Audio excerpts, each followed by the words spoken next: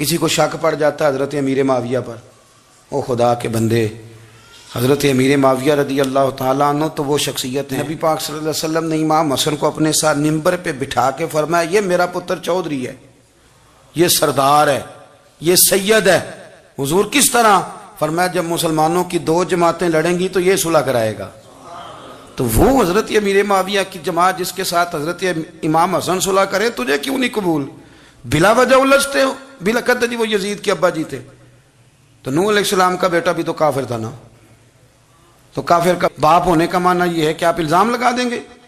عجیب آپ بات کرتے ہیں۔ قیامت میں کوئی کسی کا بوجھ، قرآن نے فیصلہ کر دیا ہے، کوئی کسی کا بوجھ، یزید اپنے معاملات کی جواب دے گا، اس کے گھر والے اس کی باتوں کا جواب۔ اور جو یہ کہتے ہیں نا کہ ان کے والد معاذ اللہ ٹھیک نہیں تھے، وہ یہ بھی لکھتے ہیں کہ یزید کا پتر بڑا ٹھیک تھا۔ یزید کے بیٹا ہے جس کا نام معاویہ بن یزید ہے، یزید کے بعد لوگوں نے تخت پہ بٹھایا، 40 دن اس نے حکومت کی، اور لوگوں سے کہنے لگا کہ نہ میں اس کرسی کے قابل ہوں، نہ میرا باپ قابل تھا۔ یزید کا پتر فرمایا نہ میں اس قابل ہوں، نہ میرا ابا قابل تھا، میں اس کرسی پہ کیسے بیٹھوں جس کے پایوں میں محبوب کی اولاد کا خون ہو؟ تلاش کر لو کوئی اپنا امیر، 40 دن کے اندر بندہ تلاش کر لو، میں اس قابل نہیں۔ تم یہ تو لکھتے ہو اس کے بیٹے کے بارے میں، یہ کیوں نہیں مانتے کہ حضرت امیر معاویہ کے ساتھ امام حسن نے صلح کی؟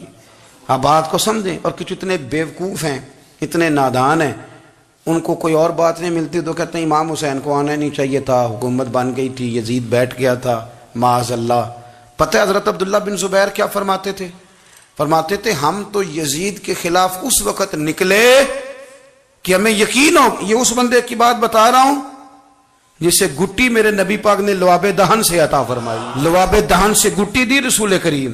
حضرت ابوبکر صدیق کے سے حضرت زبیر بن عوام جو حضور کی پھپھی کے بیٹے ہیں، ان کے بیٹے حضرت عبداللہ بن زبیر کہتے ہیں ہم تو یزید کے خلاف اس وقت نکلے کہ ہمیں ڈر تھا اگر اب بھی نہ نکلے تو آسمان سے پتھر برسیں گے، کہیں ہمیں سزا نہ ملے، اتنا بڑا مجرم، اور تم کہتے ہو امام حسین کو نکلنا نہیں چاہیے۔ تو خرابی ہوتی ہے میرے عزیز، خرابی ہوتی۔ آپ کو پتہ ہے میں ان مسائل پر کم بات کرتا ہوں لیکن ضروری بڑا سمجھتا ہوں، میں سمجھتا ہوں یہ ضروری چیزیں۔ مہربانی فرمائیں کسی جگہ بھی کسی ایک کے بارے میں بھی اپنے عقیدے میں کبھی کوئی کمزوری پیدا، کبھی نہ کوئی کمزوری پیدا، اتنی سی بھی بات کسی کی سننا، کسی کی کرنا، جس کا ہمارا منصب ہی نہیں، اور کچھ اور بیوقوف ہیں۔ میں یونیورسٹی میں تھا چند دن پہلے، تو لیکچر کے بعد ایک دوست مجھے کہنے لگے کہ مولوی ایک دوسرے کے پیچھے نماز نہیں پڑھتے۔ میں نے اس کو کچھ پیار کی دلیلیں بھی دی، محبت کی، اس کو کہتے ہیں الزامی جواب ہمارے اصول تفسیر میں۔ میں نے اسے کہا کہ ایک ڈاکٹر سے دوائی لے لیں، دوسرے کے پاس جائیں تو کہتا ہے اسے تو پتہ ہی کون نہیں، تم غلط آدمی کے پاس چلے گئے ہو۔ تو اس سے آپ کو ٹینشن نہیں ہوتی؟ یہ روز سیاستدان دھما چوکڑی مچا رہے ہوتے ہیں کہ فلانا چور ہے، فلانا چور ہے، تو اس سے نہیں ٹینشن، مولویوں کی ٹینشن ہے تمہیں۔ کہنے لگا جی نہیں، کیوں نہیں نماز پڑھتے؟ میں نے اسے کہا یار، اور وہ مجھے کہنے لگا جی آپ بڑی مثبت بات کرتے ہیں تو اس لیے میں نے آپ سے سوال کیا ہے۔ میں نے کہا یار بڑی سادی سی بات ہے، اگر تیری سمجھ میں آ گئی تو ٹھیک ہے، نہ بھی آئی تو منوانا تو میرے ذمہ ہے بھی نہیں، بتانا میرے ذمہ ہے۔ تو یہ بتا، میں نے کہا تیرے ابا جی کو، تیری اماں کو بندہ کافر کہہ گزرے، کوئی مولوی بہت بڑا شیخ الحدیث ہو، اصول تفسیر پہ، فقہ پہ، حدیث پہ دسترس رکھتا ہو، اور مستحضر علم ہو اس بندے کا، تیرے ابے اور اماں کو کافر کہے تو نماز پڑھتا ہے؟ کہنے لگا نہیں۔ تو میں نے کہا جو میرے نبی پاک کے ماں باپ کو مشرک مانے، اور میں نے کہا اگر تم نے دلیل چاہیے ہوگی تو بندے میں تمہیں دوں گا، اور بائی نیم دوں گا، اور میں ان کی تحریریں تمہیں دوں گا جو مر گئے یہ لکھتے ہوئے کہ چونکہ وہ پہلے چلے گئے تھے، انہوں نے کلمہ نہیں پڑھا، لہذا معاذ اللہ صبح معاذ اللہ دوزخ میں جائیں گے۔ تیرا حوصلہ پڑھتا ہے تو پڑھ نماز، میرا تو نہیں پڑھتا، میں کیسے پڑھوں؟ اور اس قدر کمزور نظریے کا آدمی کہ اپنے قلم سے لکھتا ہے، اپنے قلم سے اپنی کتاب میں لکھتا ہے کہ جس مچھلی کے پیٹ میں حضرت یونس نے کچھ دن گزارے وہ مچھلی جنت میں جائے گی۔ دے شرم نہیں آتی؟ جس مچھلی کے پیٹ میں یونس چند دن رہے وہ جنت میں جائے گی، اور جس ماں کے پیٹ میں مدینے والے رسول 9 مہینے رہے، یہ حیا نہیں آتی تجھے بات کرتے؟ اگر پھر بھی سمجھ نہ آئے تو ہم سے آ کے عقیدہ سن، ہو درود تجھ پہ بھی آمنہ، ہو درود تجھ پہ بھی، تیرے لال پر بھی سلام ہو، تیری گود کتنی عظیم ہے، تیری گود کتنی یار آپ مجھے دلیل دینا، میں ہماری ساڑی تے باٹی کونی تے سانجی کدے نال ہونی ہے، ہمارا کسی سے ذاتی رٹا ہی کوئی نہیں، آپ بات کو سمجھیں، لیکن تجھے کوئی اور چیز لکھنے کو ملی کوئی نہیں، تو نے قلم اٹھایا اور تو تکلیف دیتا ہے نبی پاک کو، تو وصیت والدین کو معاذ اللہ یہ لفظ کہہ کے گزر جاتا ہے۔ اور ان کے نام دیکھو، آمنہ، نام کیا ہے؟ آمنہ۔ آمنہ نام کافروں جیسا ہے، اور والد کا نام کیا ہے؟ سبحان اللہ۔ عبداللہ کا معنی یہ کافروں جیسا نام ہے، مت ماری ہے، اور کتابیں لکھی جا رہی ہیں اور سیرت لکھی جا رہی ہے اور دلیلیں دی جا رہی ہیں، لوگوں کو خیال ہی نہیں آتا، عجیب فلسفہ ہے۔ 4 اقوال ہمارے بزرگوں نے لکھے ہیں نبی پاک کے والدین کے بارے میں۔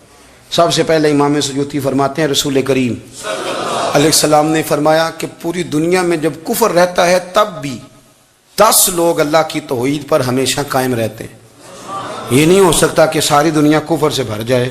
فرماتے ہیں میرے محبوب کے والدین بھی ان 10 لوگوں میں شامل ہیں، حضور کے والدین بھی ان۔ اور دوسرا قول آپ فرماتے ہیں نبی پاک کے والدین زمانہ فطرت پہ تھے۔ زمانہ فطرت وہ زمانہ ہوتا ہے جس کے اندر نبی نہیں ہوتا، تو لوگ جس دین کو بہتر سمجھتے ہیں اللہ کی توحید کے ساتھ اس پر عمل کرتے ہیں تو ان پر کوئی مواخذہ۔ اور تیسری بات یہ کہ نبی پاک کے والدین حضرت ابراہیم کی ملت پر تھے، حضرت ابراہیم کے دین پر تھے، اور حضرت ابراہیم کا وہ دین ہے جس کو قرآن کہتا ہے کہ وہی دین ابراہیمی دین محمدی ہے صلی اللہ علیہ وسلم، وہی دین محمدی ہے۔ اور چوتھی بات جس کو علامہ ذہبی نے لکھا، علامہ خفاجی نے لکھا، قاضی اعجاز نے لکھا، محدثین نے لکھا، حدیث کی راوی سیدہ عائشہ صدیقہ رضی اللہ تعالیٰ عنہ کہتی ہیں رات کو میں اٹھی تو میں نے نبی پاک صلی اللہ علیہ وسلم کو روتے ہوئے دیکھا۔ یا رسول اللہ کیا ہوا؟ فرمایا میں نے رب کریم کی بارگاہ میں عرض کی تھی یا اللہ میرے ماں باپ کو زندہ کر دے تاکہ وہ میرا کلمہ پڑھ لیں، ہیں تو وہ پہلے بھی دین فطرت پر انہیں کنتم خیر امت ان کا اعزاز بھی نصیب ہو جائے تو حضور فرمانے لگے اللہ نے انہیں زندہ کیا ہے، وہ میرا کلمہ پڑھ کے دوبارہ قبروں میں گئے ہیں۔ تو امام سیوطی فرماتے ہیں کہ وہ نبی پاک علیہ السلام کی امت کا اعزاز بھی اللہ نے انہیں عطا کر دیا ہے۔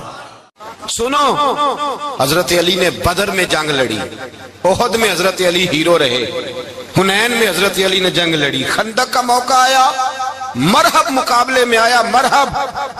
حضرت علی رضی اللہ تعالیٰ عنہ فرماتے 1000 کے مقابلے میں وہ لڑا کرتا تھا، میرے مقابلے میں آیا تو کہنے لگا بھتیجے تجھے پتہ ہے میں مرحب ہوں، میں مرحب ہوں، تجھے پتہ ہے کیسے مقابلہ کرو گے، تمہیں پتہ ہے؟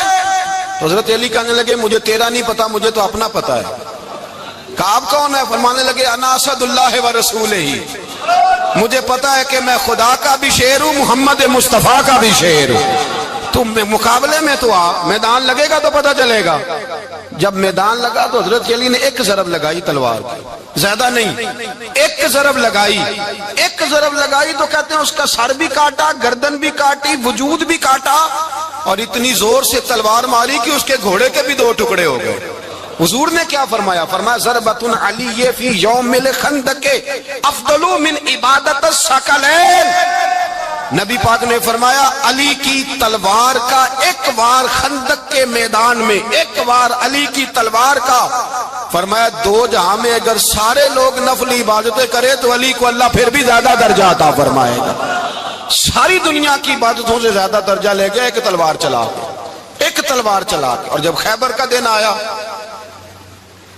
کئی دفعہ صحابہ کہے فتح نہیں ہوئی، میرے رسول نے فرمایا سویرے میں جھنڈا دوں گا اور جس کو دوں گا اسے اللہ فتح دے گا۔ حضرت سیدنا ابو ہریرہ کہتے ہیں میں نے کان میں پوچھا، میں نے کہا حضور وہ کون ہے جس کو آپ جھنڈا دیں گے؟ چلے مجھے کان میں بتا دے وہ کون ہے۔ تو حضور نے فرمایا اس کا تعارف یہ ہے کہ وہ خدا سے بھی پیار کرتا ہے، محمد مصطفیٰ سے بھی پیار کرتا ہے۔ حضور کوئی ایک تعارف اور، تو حضور نے فرمایا خدا رسول بھی اس سے بڑا پیار کرتے ہیں۔ حضرت علی، صحابہ کہتے ہیں سارے منتظر رہے، حضرت عمر کہتے ہیں میں سویا ہی نہیں ساری رات کہ میرے ہاتھ جھنڈا آنے والا، سویرے مجھے ملے گی فتح کی نوید اور خوشخبری۔ فرماتے ہیں میں سویا ہی نہیں۔ تو حضرت علی سے پوچھا آپ کدھر تھے؟ جناب علی شیر خدا رضی اللہ تعالیٰ عنہ فرماتے ہیں میں تو اپنے کمرے میں سو رہا تھا، میری تو آنکھوں میں تکلیف تھی، میں سویا ہوا تھا، پتہ کیا بنا، کوئی آیا لے کے چلا گیا، کوئی عمر بھر بھی نہ پا سکا۔ میرے مولا تجھ سے گلا نہیں، یہ تو اپنا اپنا نصیب۔ حضور سید عالم صلی اللہ علیہ وسلم نے فرمایا این علی ابن ابی طالب، علی ابن ابی طالب کو بلاؤ۔ حضرت علی رضی اللہ تعالیٰ عنہ آئے تو آنکھوں کے اوپر ہاتھ رکھے ہوئے کہ یا رسول اللہ میری آنکھوں میں درد ہے۔ فرمایا ہاتھ پیچھے کر، اللہ نے تیرے ہاتھ پہ فتح لکھ دی ہے، پیچھے کر ہاتھ۔ حضرت علی کہتے ہیں حضور نے لعاب دہن لگایا میری آنکھوں پہ، مجھے پہلے سے بھی زیادہ بہتر نظر آنا شروع ہو گیا۔ حضرت علی شیر خدا، ایک ہاتھ میں تلوار، ایک ہاتھ میں 40 گز اونچا تھا خیبر کا دروازہ، 40 گز چوڑا تھا۔ حضرت علی شیر خدا کہتے ہیں میں اللہ اکبر کے نعرے لگاتا میدان میں گیا، اللہ اکبر کے نعرے۔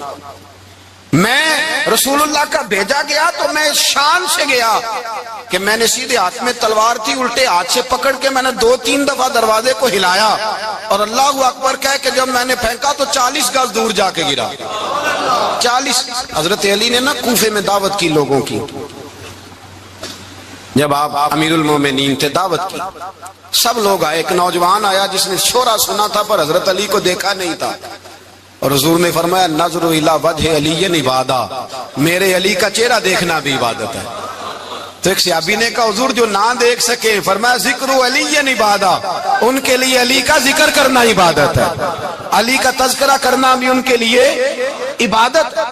حضرت علی کو دیکھا نہیں تھا۔ جوان کہتا جب میں آیا نا، میں نے لوگوں سے پوچھا وہ بوڑھے مولا علی کدھر ہے جنہوں نے خیبر کا دروازہ توڑا تھا، بڑی شہرت ہے، کدھر ہے؟ کہتے حضرت علی صاحب نے بیٹھے تھے، مجھے کسی نے کہا وہ بیٹھے ہوئے۔ میں گیا تو حضرت علی اخروٹ کھا رہے تھے، تو پورا زور لگا رہے ہیں تو اخروٹ کوئی نہیں ٹوٹتا، پورا زور 2-3 دفعہ، کبھی اس دانت میں کبھی اس دانت میں، ٹوٹتا ہی نہیں۔ کہتے میں ہنسنے لگا تو حضرت علی نے مجھے پاس بلایا، کہا بیٹے ادھر آ۔ تو میں گیا تو کہنے لگے کیا سوچ رہا ہے؟ کہتے میں ڈر گیا۔ میں نے کہا حضور کچھ بھی نہیں۔ لیکن نہیں جو سوچ رہا تھا تو بتا۔ میں نے کہا نہیں کچھ نہیں۔ فرمانے لگے میں بتاؤں تو کیا سوچ رہا تھا؟ بتاؤں؟ کہ حضور بتائیے۔ آپ فرمانے لگے تو سوچ رہا تھا بابے سے اخروٹ تو ٹوٹتا نہیں، خیبر کیسے توڑ دیا تھا؟ تو سوچ رہا تھا کہ اس سے اخروٹ تو ٹوٹتا نہیں تو خیبر کیسے توڑا تھا؟ فرماتے ہیں میں نے کہا میں یہی سوچ رہا تھا۔ یہ جب عرض کیا نا تو فرماتے ہیں شیر خدا کا رنگ ہی بدل گیا، پہلے مسکرا رہے تھے پھر انداز بدل گیا۔ انہوں نے اپنے منہ سے وہ جو خروٹ لگا تھا جھاڑا، ہاتھ یوں جھاڑے، امامہ سیدھا کیا اور فرماتے ہیں شیر خدا بن کے بیٹھ گئے۔ کہنے لگے بیٹے اخروٹ کو چھوڑ، کوئی خیبر آ تو لا، میں ابھی بھی توڑنے کو تیار ہوں۔ خیبر کوئی ہے تو لا، میں ابھی بھی توڑنے کو۔ دیواریں ہلتی رہتی ہیں اور در کانپ جاتا ہے، علی کا نام سن کے اب بھی خیبر کانپ جاتا ہے، اور میں تو اس کو چھوڑ اخروٹ کو تو لا۔ کہتے ہیں میں نے کیفیت دیکھی تو حضرت علی کا تو رنگ ہی بدل گیا۔ میں نے کہا واقعہ یہ توڑ ڈالیں گے، یہ خیبر آج بھی یہ توڑ ڈالیں گے، کیفیت ہی بدل گئی۔ فرماتے ہیں شیر خدا مسکرائے، کہنے لگے بیٹا ڈرنا، مسئلہ سمجھ۔ کہا حضور کیا ہے؟ آپ فرمانے لگے اخروٹ میں جسم کی قوت سے توڑ رہا ہوں اور خیبر میں نے اپنے ایمان کی قوت سے توڑا تھا۔ میرے ایمان میں آج بھی بڑی قوت ہے، آج بھی اگر کفر للکارے گا، آج بھی اگر دین کا دشمن للکارے گا، علی کا جذبہ جہاد آج بھی بڑا جوان ہے، غیرت ایمانی آج بھی بڑی، دین کے ساتھ وفا کا رشتہ آج بھی بڑا میرا جوان ہے۔ تو بتا کوئی خیبر توڑنا ہے تو حضرت علی شیر خدا، ہر جگہ قربانی حضرت علی کی۔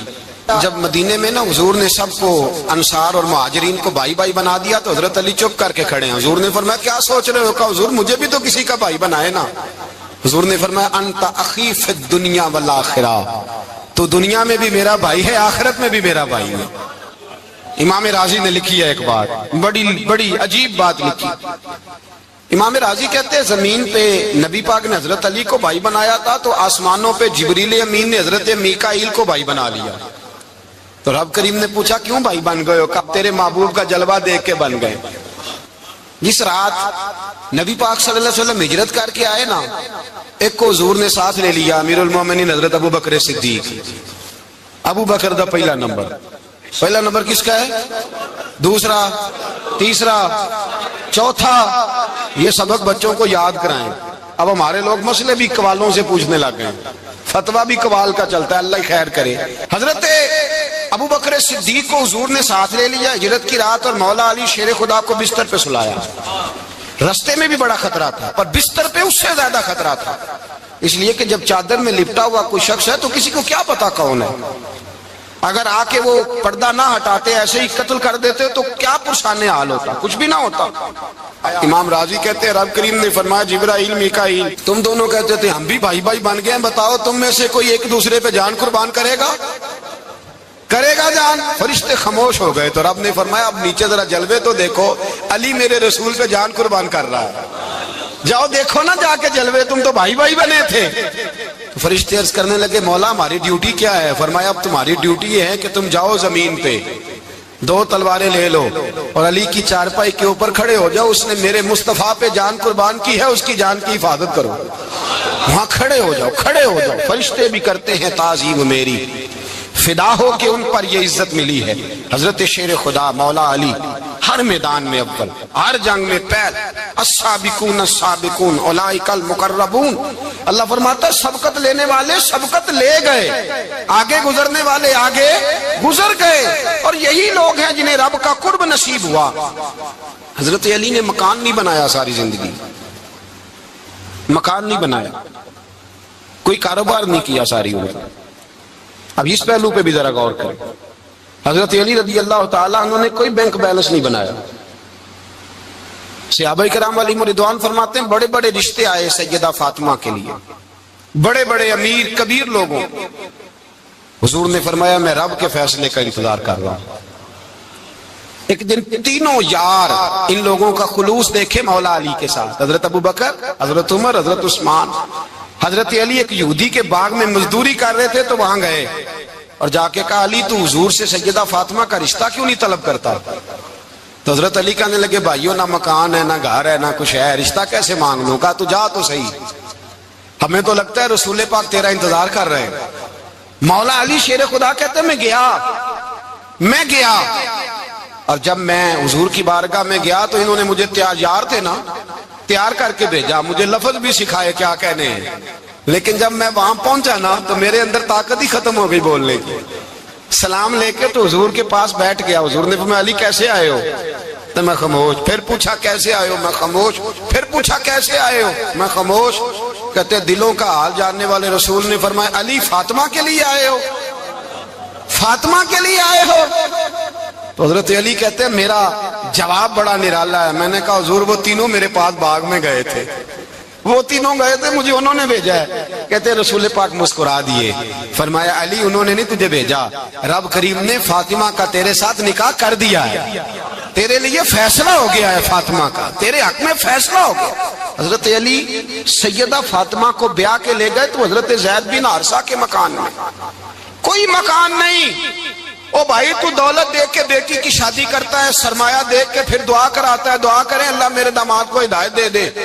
میرے رسول نے بیٹی کی شادی کی تقوی دیکھ کے، پرہیزگاری دیکھ کے، دینداری دیکھ کے، اس شخص کو بیٹی دی جو السابقون السابقون کے درجے میں شامل، جو ان الذین آمنوا وعملوا الصالحات اولئک هم خیر البریہ کے درجے میں شامل، ان کو اپنی بیٹی دی۔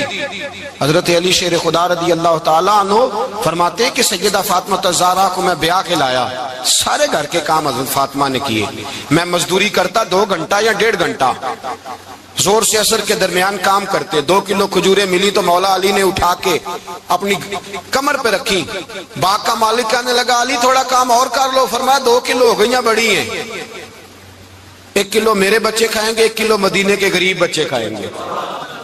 تو کہا علی کل کیا کرو گے؟ فرمایا کل جو رب زندگی دے گا وہ روزی بھی دے گا۔ تو بندہ مشورہ دینے لگا، مشورہ بھی ہوتا ہے نا قریب سے، مشوروں والے بھی بڑی خرابی کرتے ہیں اللہ ماشاءاللہ۔ کہا علی جائز پیسے تو کٹھے کر لینے چاہیے، کیا حرج ہے؟ جائز کٹھے کر لیں۔ تو شیر خدا نے ایک جملہ کہا پر شیروں جیسا کہہ دیا۔ حضرت علی فرمانے لگے مال حرام ہو تو عذاب ہوتا ہے، حلال ہو تو حساب ہوتا ہے، لہذا نہ میں عذاب والا کام کرتا ہوں نہ عذاب والا کام کرتا ہوں، میں کٹھے ہی نہیں کرتا، نہ بندہ عذاب کے چکر میں پڑے نہ عذاب کے چکر میں پڑے، میں اس رستے جاتا ہی نہیں۔ مولا کائنات شیر خدا۔ اور بھائی حضرت سیدنا ابو ہریرہ رضی اللہ تعالیٰ عنہ فرماتے ہیں میں جب اس بات کو یاد کرتا ہوں تو آج بھی رو پڑتا ہوں. کون سی بات؟ فرمانے لگے میں کوفے کے بازار سے گزر رہا تھا تو مولا علی شیر خدا کوفے کے چوک میں کھڑے تھے اور ہاتھ میں زرہ پکڑی ہوئی تھی، وہ والی زرہ جو بدر میں بھی ان کے پاس تھی، وہ والی زرہ جو احد، حنین، خندق اور خیبر میں بھی ان کے پاس تھی. زرہ پکڑی حضرت علی نے اور شیر خدا کہہ رہے ہیں بھائیو میری زرہ خرید لو. میری زرہ، امیر المومنین ہے اس وقت، امیر وقت ہے، بادشاہ ہے، کوفے کے بازار میں، او بھائی میری زرہ خرید لو. یہ بڑی نسبت والی ہے، بدر، احد، حنین میں میرے ساتھ رہی. اور شیر خدا فرماتے کیا ہیں؟ فرماتے ہیں جب علی نے یہ لفظ کہے تو میری چیخیں نکل گئی.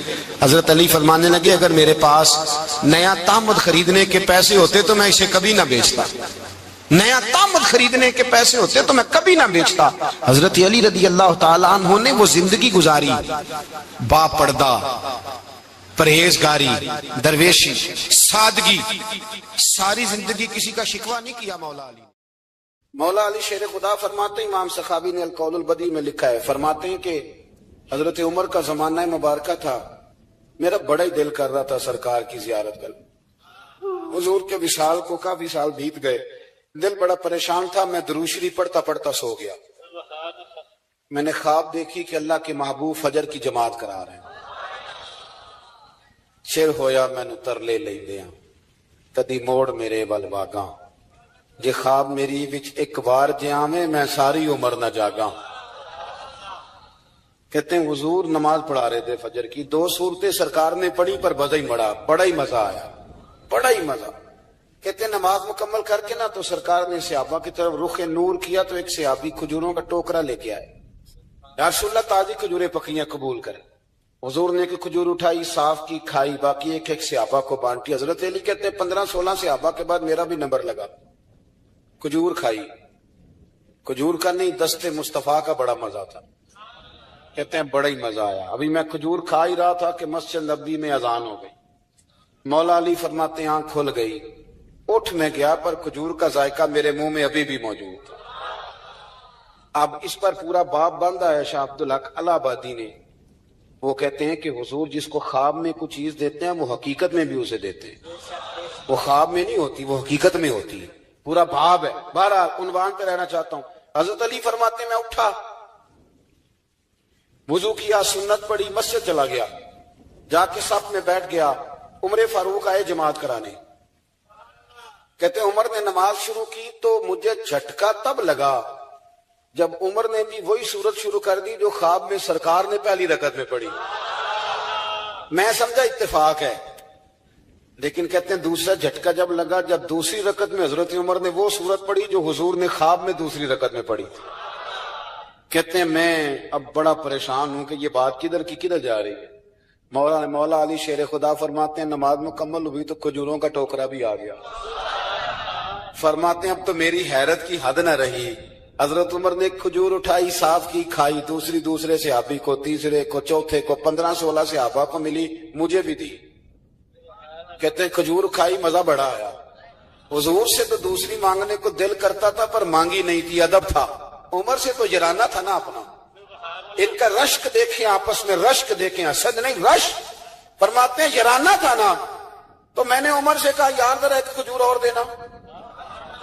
دینا نا ذرا ایک کھجور.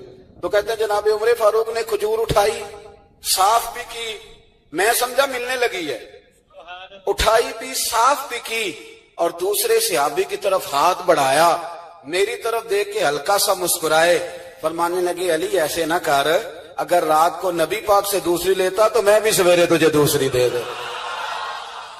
حضور سے دوسری لی نہیں، نبی پاک سے دوسری مانگی نہیں تو میں کیسے دے دوں. خواب میری وچ آیا سی ماہی تو میں او دے گل وچ پا لیاں باواں، ڈر دی ماری اکھ بھی نہ کھولا.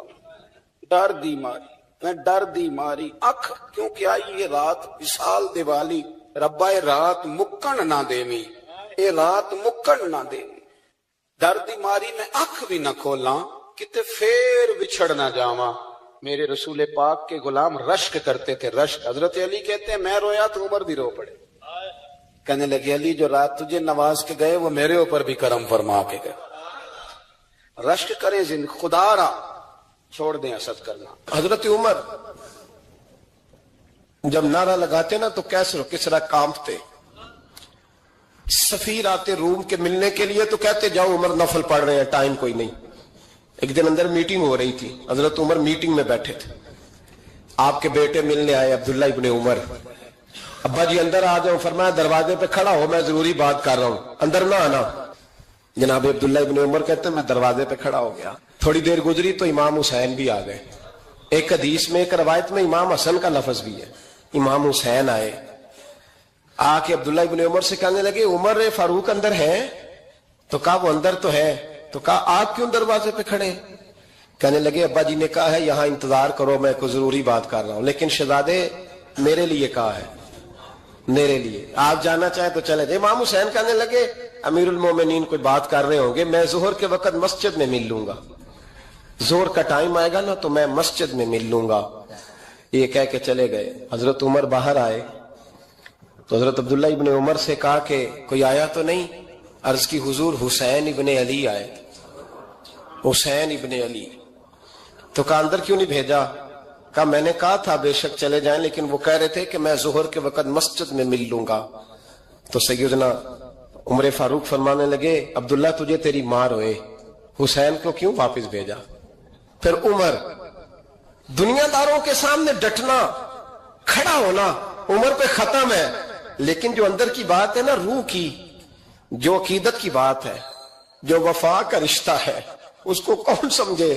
یہ جو روح کی مجبوریاں ہیں، یہ جو وفا کی مجبوریاں ہیں، اسے لوگ کیا سمجھیں؟ انہیں کیا پتا کہ مرشد کے بیٹے کے پیر چومنے میں حسن کیا ہوتا ہے؟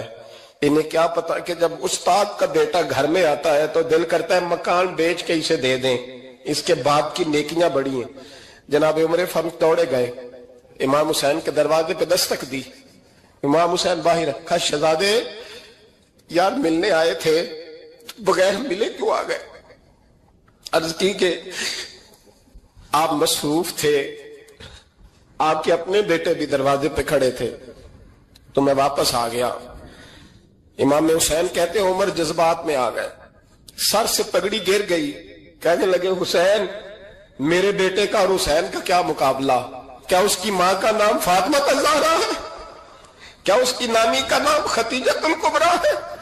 کیا اس کے نانے کا نام محمد مصطفیٰ ہے؟ اور پھر سر سے پگڑی اتری تھی، اپنے بال زور سے پکڑ لیے، کہنے لگے حسین میں نا مکے میں اونٹ چرایا کرتا تھا اور ڈنڈوں سے مار کھاتا تھا اپنے باپ سے، یہ جو آج ساری دنیا میں عمر کے نعرے لگتے ہیں یہ تیرے نانے کا صدقہ ہے۔ شہزادے میری وفا اور میری وفا میں جب تیرا دل کرے نا توڑ کے آ جایا کر۔ عمر تو لوگ، ایک دن امام حسین نے آ کے نا جناب فاروق اعظم سے کہا، خطبہ دے رہے تھے بچوں کی طبیعت شروع میں، پتہ نہیں کیا بات آئی امام حسین کے دل میں، کہنے لگے عمر نیچے اترو، یہ میرے نانا کا ممبر ہے۔ تو حضرت سیدنا عمر سنو، کبھی میرا بھی بچہ آ جائے تو میں کہتا ہوں اس کو پکڑو یار، بچوں کو تو نہیں نا جمعوں میں مطلب ذکر کیا جاتا، اترنا میرے نانے کا ممبر ہے۔ جناب عمر اتر کے نیچے کھڑے ہو گئے، تو کہا جا کے اپنے نانے کے ممبر پہ بیٹھ۔ تو حضرت عمر رو پڑے، کہنے لگے شہزادے میرے نانے کا ممبر ہی کوئی نہیں ہے ہی نہیں، یہ ممبر یہ مصلی یہ تیرے نانے کی شان ہے، میرے نانے کا کوئی ممبر نہیں، تیرے ہی نانے کا ممبر ہے۔ تھوڑی دیر کھڑے رہے تو امام حسین کہنے لگے اچھا کوئی نہیں آپ کے نانے کا ممبر کا نہیں؟ کہا چلو پھر میرے نانے کے ممبر پہ بیٹھ جاؤ، چلو خیر ہے، کوئی نہیں آپ کے نانے کا؟ کہا نہیں۔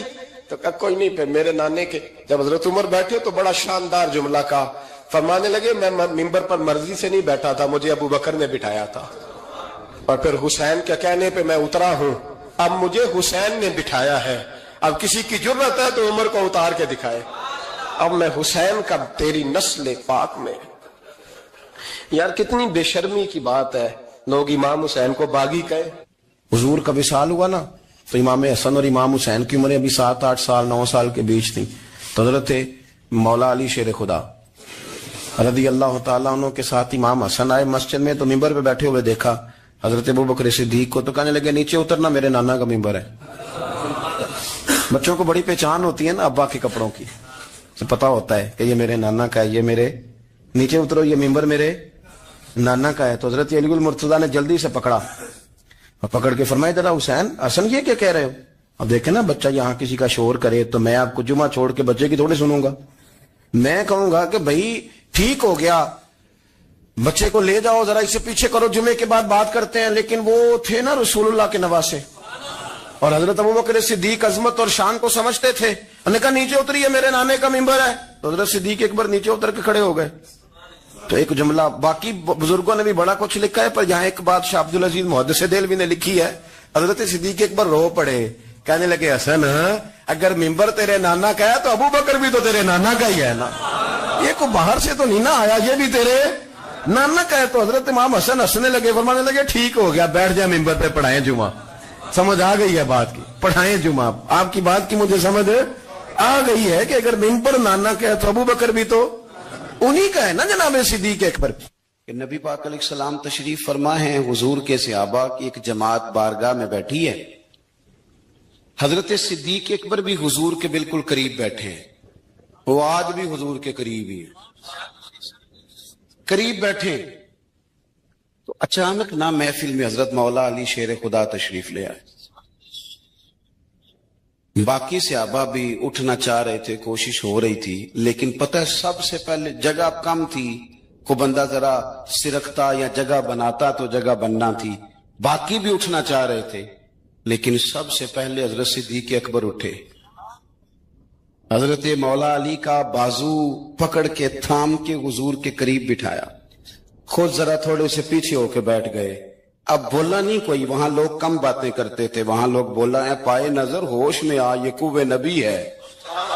آنکھوں سے بھی چلنا یہاں بے ادبی ہے, لباں تے موراں لگیاں بولن دی جاج بھول گئی, اوتھے زباناں تائیں کھولن دی جاج بھول گئی, تے جا کے مدینے اتھرو میرے سوال بن گئے.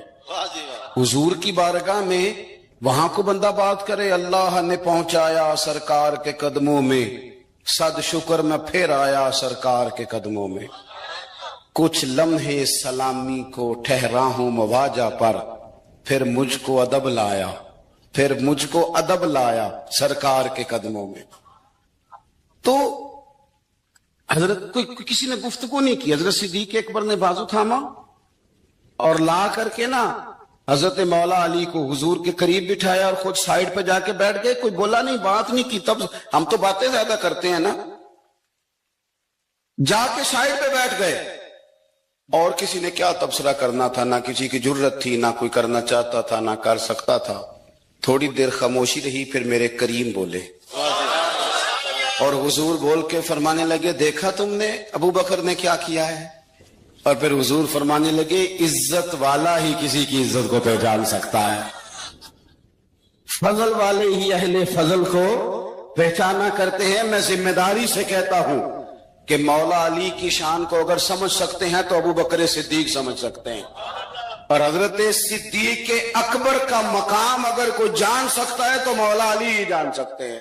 آج ہم ذکر کر رہے ہیں نا امام حسین کا, امام حسین رضی اللہ تعالیٰ عنہ, میرے جیسے بندے کی تو زبان نہیں اس قابل نہیں کہ ان کا نام لے سکے. کہاں سیدنا امام حسن اور کہاں سیدنا امام حسین اور کہاں ہم لوگ.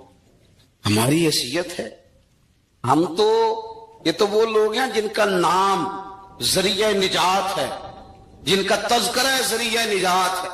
یہ سارے اسی دریائے محبت کی نہریں ہیں جس کو مدینے والے محبوب نے اپنے دستے مبارک سے چلایا ہے. حضرت امام حسین رضی اللہ تعالیٰ عنہ یہ حضور کی اولاد پاک ہے. پیروں کو نہ تھوڑی مٹی لگ گئی, عمر جوانی کی تھی, داڑھی مبارک ساری سیاہ تھی, کالی تھی. حضرت ابو ہریرہ ان سے سالوں بڑے تھے, امیر المومنین فی الحدیث. حضرت ابو ہریرہ نے دیکھا کہ امام حسین کے مقدس قدموں کو مٹی لگ گئی. کسی سے بھی کہا جا سکتا تھا ذرا امام صاحب کی توجہ کرانا, یہ ذرا مٹی اتار دینا, لیکن حضرت ابو ہریرہ جھٹ سے اٹھے, اپنی پگڑی کھولی, اس کا پلو لیا اور حضرت امام حسین کے پیروں سے مٹی صاف کرنی شروع کر دی. کیوں کہ اہل فضل ہی کسی کی فضیلت کو جان سکتا. عزت والا ہی کسی کو عزت دیتا ہے، جس کے پاس وقار ہو۔ او میرے سنگیو، لوگوں کی باتوں میں نہ آنا، یہ تمہیں الجھا دیں گے، یہ تمہیں تفریق میں ڈال دیں گے، یہ انتشار برپا کریں گے۔ یہ وہ حسین جماعت ہے جو حضور کے سامنے بیٹھا کرتی تھی۔ ان سے پیار کرنا، ان سے محبت کرنا۔ آپ کبھی ترمذی کی ایک حدیث پڑھے تو مر جانے کو جی کرتا ہے۔ حضور نے فرمایا تھا، میرے صحابہ کے بارے میں اللہ سے ڈرنا، میرے بعد انہیں اپنی زبانوں کا نشانہ نہ بنانا۔ کاش کوئی ان جملوں کا درد سمجھ سکے۔ فرمایا رب سے ڈرنا، اور کریم فرمانے لگے جس نے ان سے محبت کی میری محبت کی وجہ سے محبت کی، اور جس نے ان سے عداوت رکھی میری وجہ سے رکھی۔ کبھی بھی کسی اور جو حضور کی اولاد ہے، صحابہ کرام نے ایک جگہ کچھ نذرانہ جمع کیا اور جمع کر کے کہا کہ حضور کی بارگاہ میں پیش کرنا ہے۔ اخراجات بہت زیادہ ہیں اور ظاہری وسائل اس ترتیب سے نہیں ہیں، یہ نذرانہ ہر مہینے پیش کرنا ہے۔ جب وہ لے کے حضور کی بارگاہ میں گئے نا تو اللہ نے قرآن نازل کر دیا۔ فرمایا محبوب ان سے کہہ دو، لا اسألکم علیہ اجرا، میں تبلیغ دین پر تم سے کوئی اجر نہیں مانگتا، الا المودۃ فی القربى، بس میرے قریبیوں سے پیار کرتے رہنا، میرے قریبیوں سے محبت کرنا، پیار کرنا قریبیوں سے، حسنین کریمین سے جو حضور کا پیار ہے، جو نبی پاک علیہ السلام کی ان کے ساتھ والہانہ محبت ہے۔ اعلیٰ حضرت بریلوی نے حدیث لکھی ہے، راوی حضرت عثمان غنی ہے رضی اللہ تعالیٰ عنہ۔ حضور سید عالم صلی اللہ تعالیٰ علیہ وآلہ وسلم نے نا گھر میں پیغام بھیجا، فرمایا فاطمہ سے کہو ذرا حسن حسین کو تو بھیجے۔ یہ سارا دن ہی حضور کے پاس رہتے ہیں، سارا دن ہی، لیکن وہ جو والہانہ پن ہے، جو محبت ہے، جو ان کے ساتھ محبوب کا خاص لگاؤ ہے، سیدہ سے کہو ذرا شہزادوں کو بھیجے، تھوڑی سی دیر ہو گئی آنے میں۔ اعلیٰ حضرت فرماتے ہیں یوں لگتا جیسے سیدہ فاطمہ کپڑے نہیں ماں بدلنے لگتی بچوں کے، خوشبو نہیں لگانے لگتی، تھوڑی تیاری میں دیر ہو گئی تو محبوب نے نظریں جمائی ہیں اس حجرے کی طرف جہاں سے امام حسن اور حسین نے آنا ہے۔ رحمت کے عجب ہی جمیلے ہیں، حسنین یہاں پر کھیلے ہیں۔ تو دونوں شہزادوں جب دروازہ کھلا تو حضرت عثمان غنی کہتے ہیں بچے جب نکلے نا دونوں تو یہ کوئی 10 15 50 100 میل دور سے تھوڑی آ رہے ہیں، تو یہی رہتے ہیں محبوب کے قرب خاص میں، انہیں سایہ کرم ہر وقت نصیب ہے۔ لیکن نبی کریم علیہ السلام کا جو والہانہ پن ہے، جو ان کے ساتھ حضور کا رشتہ محبت ہے، جیسے ہی دونوں شہزادے آئے حضرت عثمان غنی فرماتے ہیں محبوب نے مقدس گھٹنے زمین پہ رکھ دیے اور دونوں بازو کھول دیے۔ ایک شہزادہ اس سینے سے لگ گیا اس کندھے سے، ایک اس کندھے سے لگ گیا، اور پہلے بھی حضور پیار کرتے تھے پر آج تو رخ ہی بدل گیا بات کا۔ اللہ کے پیارے حبیب علیہ السلام فرمانے لگے اے اللہ، یہ دونوں شہزادے کندھے سے لگے ہوئے، حضور فرمانے لگے اے اللہ میں ان دونوں سے محبت کرتا ہوں، تو بھی ان سے محبت فرما۔ اور کہا اے اللہ جو جو میرے حسن حسین سے محبت کرے تو ان سب سے محبت فرما، تو ان سب سے پیار کر جو میرے حسنین سے پیار کرے۔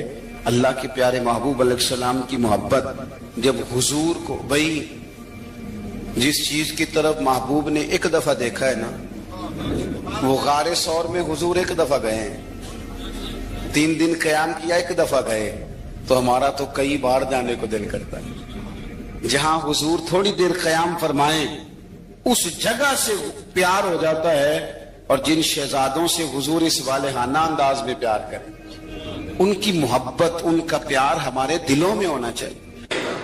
ابن جوزی نے لکھا ہے سینکڑوں سال پہلے، آج کے کسی عالم کی بات بتاتا تو لوگ انکار کو، سینکڑوں سال، کہتے ہیں بلخ میں قحط پڑ گیا،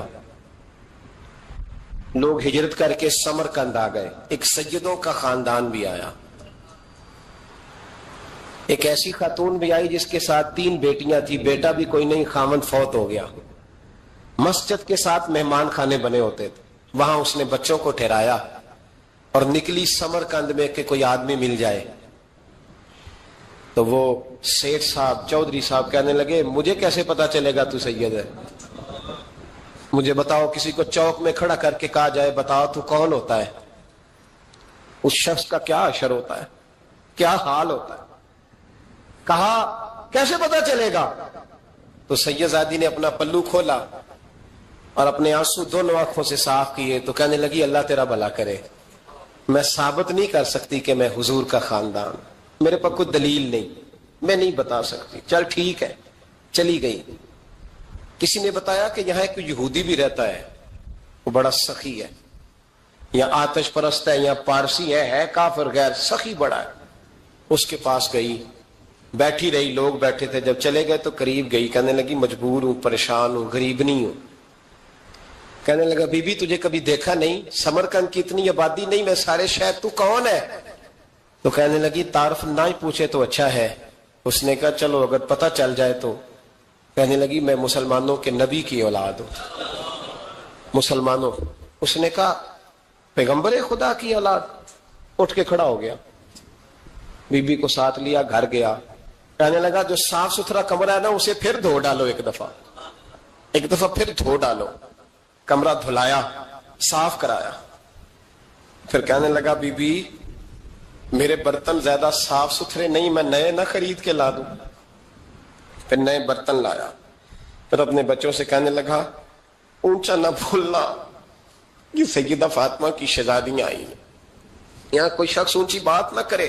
پھر کہنے لگا بی بی جو میرا بالکل طیب اور حلال رزق ہے نا, یہ اس میں سے لنگر ہے, لیکن چونکہ میں غیر مسلم ہوں, مجھے سلیقے نہیں آتے, جیسا تیسا بھی ہو نا اسے قبول کر لینا. خاتون کو کہنے لگا یہ گھر ہے, جب تک جی چاہے یہاں رہنا, اور دیکھنا ہو سکے تو رات اپنے نبی سے سفارش کرنا, میرا بھی کوئی مسئلہ, میری بھی کوئی قبولیت کہیں ہو جائے. وہ مسلمان کہلانے والا رات کو سویا, کہتے جنت سجی ہوئی ہے, لوگ جنت میں جا رہے ہیں, لائنیں لگی ہوئی ہیں, نبی پاک لوگوں کو جنت میں بھیج رہے ہیں. میں بھی دوڑ کے لائن میں لگ گیا, فرشتے نے میرا بازو پکڑا, کا پیچھے ہٹ. تو میں دوڑ کے حضور کی بارگاہ میں گیا, میں حضور سارے جنت میں جا رہے ہیں, یہ مجھے نہیں جانے دیتا. تو نبی پاک نے فرمایا تو کون ہے؟ کہ یا رسول اللہ میں مسلمان ہوں. کہتے ہیں حضور مجھ سے فرمانے لگے کوئی دلیل ہے تیرے پاس, دلیل ہے کوئی تیرے پاس؟ میں چپ کر گیا. فرمایا میری بیٹی تیرے دروازے پر آ ہی گئی تھی تو دلیلیں پوچھنے لگ گیا تھا. ہم جا دوڑ جا. سویرے آنکھ کھلی تو گلیوں میں ڈھونڈتا پھرتا ہے, تلاش کرتا پھرتا ہے, کونے کونے میں جاتا ہے وہ سادات کا گھرانہ کہاں گیا. ڈھونڈتے ڈھونڈتے اس غیر مسلم کے دروازے پہ جا کے پہچان لیا. تو کہنے لگا خدا کا واسطہ جو تو نے نوکری کی ہے نا ان کی مجھ سے 11 گنا لے لے, یہ سادات کا گھر مجھے دے دے. تو کہنے لگا کل تو آتا تو شاید بات اور ہوتی, آج بات اور ہے. اس نے کہا مہربانی کر. کہا نہیں کل تو آتا تو معاملہ اور تھا, آج معاملہ آج اور ہے, رنگ بدل گیا ہے, حالات تبدیل ہو گئے ہیں, اب تو دیکھ تاک کے آیا, جا دوڑ جا. کہنے لگا نہیں مہربانی کر, دے دے. تو غیر مسلم میں تیرا کیا تعلق؟ کہنے لگا چپ کر, غیر مسلم میں کل تک تھا, کل سے سجدوں سے پیار کیا ہے تو میرے حالات سنور گئے ہیں. وہ جو نظارے تو نے رات خواب میں دیکھے ہیں میں نے جاگتی آنکھوں سے دیکھے ہیں, میں نے جاگتی آنکھوں سے. اور تو نے کسی مفتی پیر عالم کے ہاتھ پہ کلمہ پڑھا ہے, میں نے رات محمد عربی کے ہاتھ پہ کلمہ پڑھا. نبی پاک نے فرمایا علی سے پیار کرنے والا مومن ہے, اور فرمایا بغض علی نفاق, اس کے سینے میں علی کا بغض ہو وہ منافق ہے, وہ منافق ہے. جس کو نبی پاک منافق کہے منافق ہے کہ نہیں؟ ذکر علی عبادہ, النظر الی وجہ علی عبادہ. فرمایا علی کا چہرہ دیکھنا بھی عبادت ہے اور ان کا ذکر کرتے رہنا بھی عبادت ہے. اسلام صرف اخلاقیات کا مذہب نہیں. اخلاق, مسلمان کا اخلاق یہ اس کا پھل ہے, یہ اس کا پتے ہیں, پھول ہیں. لیکن نبی پاک کی غلامی, حضور کی محبت, صحابہ اور اہل بیت کا احترام یہ ایمان کی جڑ ہے. जड़ मजबूत ना हो तो ना फूल उगते हैं, ना फल आते हैं, ना टहनियों पर कोई पत्ता आता है। जड़ का मजबूत होना बड़ा जरूरी है। इन मोहब्बतों का सीने में उठना पहला पहलू आज के मौजू का, उसको जहन में रखें। मोहब्बत का जोश मारना, मोहब्बत का जोश मारना, प्यार का बढ़ना, तबीयत में ज़ौक पैदा होना, ये ईमान की अलामत है। यानी हजरत उमर की बात सुन के दिल का ठंडा होना ईमान की अलामत है, और इमाम हुसैन की बात सुन के तबीयत का सुकून में आना, ये ईमान की अलामत है। हजरत फातिमा तज़हरा का जिक्र हो और वजूद के रोंगटे खड़े हो जाएं, तबीयत पे कैफ तारी हो जाए, सैयदा ज़ैनब का तज़किरा आए तो आंखों में आंसू छलक पड़े, ये ईमान की अलामत है। इंसान के वजूद पर असर हो। लेकिन जो आदमी कच्ची कच्ची बातें करे, कमजोर कमजोर कमजोर कमजोर कहानियां सुनाए कि नहीं जी वो ठीक है, अहले बैत ही असल थे, सारा कुछ वही थे, सहाबा बस वो। भाई जिस आदमी के पीछे मौला अली नमाज पढ़ते हैं वो बंदा तुझे कबूल क्यों नहीं?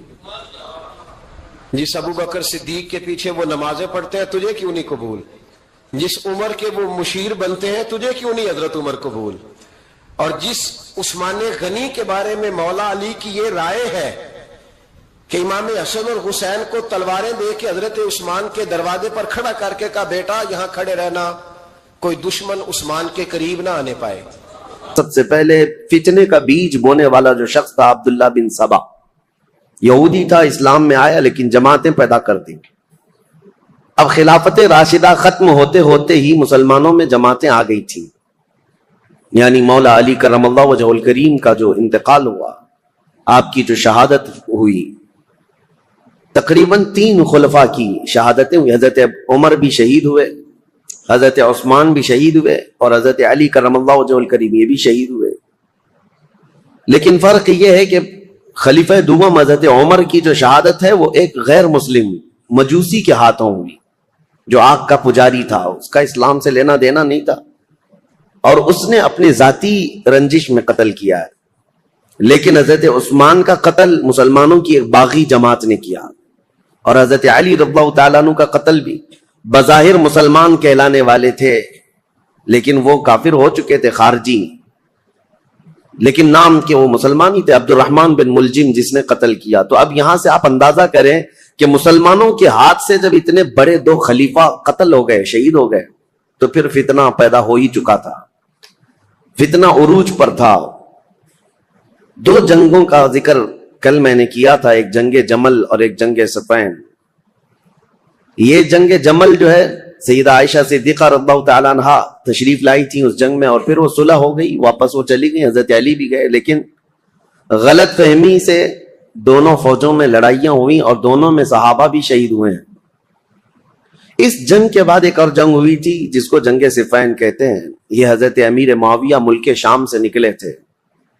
चूंकि मैंने बताया था आपको कि हजरत उस्मान गनी के कत्ल का बदला लेने का सबसे ज्यादा जो ऐलान कर रहे थे उसमें हजरत अमीर मुआविया थे, क्योंकि खानदान एक ही है, हजरत उस्मान का खानदान भी और हजरत अमीर मुआविया का खानदान भी एक ही है।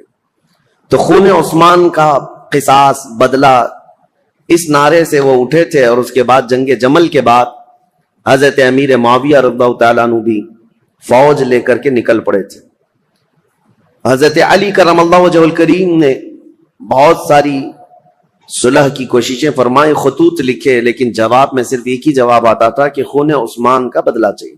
यहां तक कि एक बड़े सहाबी जरीर बिन अब्दुल्लाह बजली ये गए और हजरत अमीर मुआविया से उन्होंने कहा, क्या आपको ये नहीं मालूम कि अली बिन अबी तालिब रसूलुल्लाह सल्लल्लाहु अलैहि वसल्लम की कराबतदारों में से, खानदान में से, और सहाबा में वो अफजल तरीन है, फिर आप किस तरह से उनके लिए जंग का इरादा करके निकलते हैं?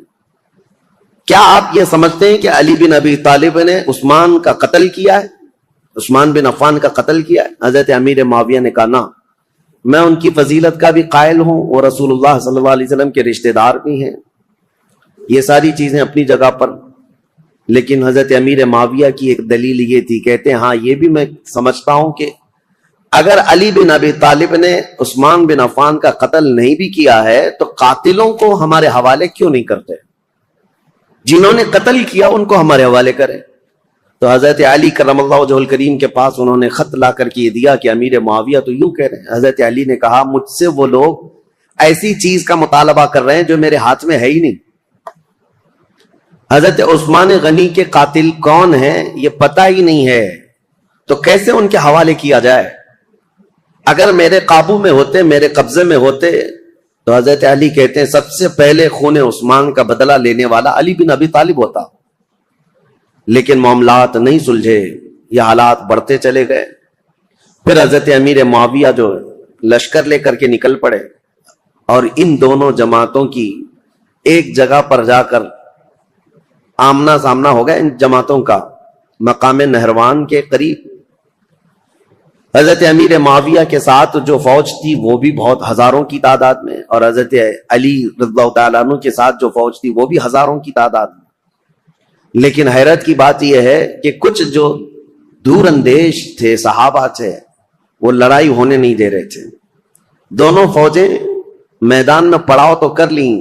یہ جمادی الاول کا شروع کا مہینہ تھا اور جمادی الاخر آ گیا, یعنی 2 مہینے تک فوجیں وہیں پر رہیں لیکن لڑائیاں نہیں آمنے سامنے. اور حتیٰ کہ حالات ایسے ہو گئے کہ ادھر کی فوج ادھر کے لوگوں میں آ جاتی تھی پانی لینے کے لیے, ادھر کے لوگ ادھر جاتے تھے پانی لینے کے لیے, تو دوستی بھی ہو گئی 2 مہینے میں.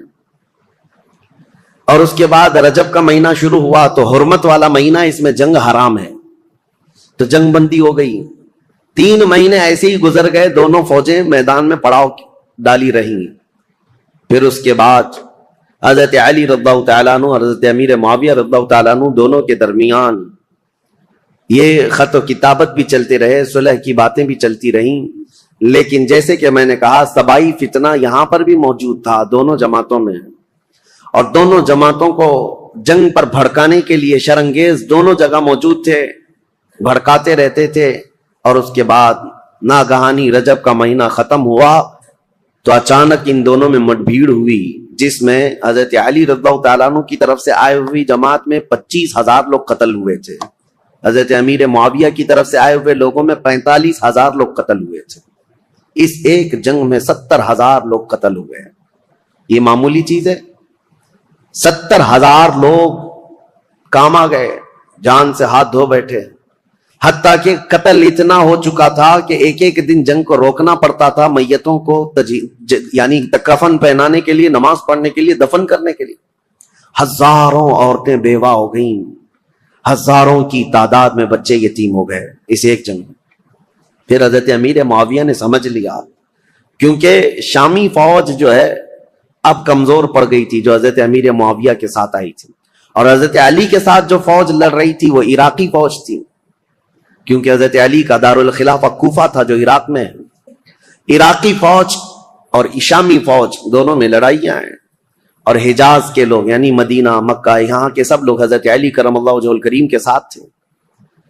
اب حضرت امیر معاویہ نے یہ جب دیکھا کہ شامی فوج 45,000 کی تعداد میں قتل ہو گئی, جو اب تک کی کسی بھی جنگ میں اتنی بڑی تعداد قتل نہیں ہوئی تھی, یہ بہت بڑی تعداد ہے.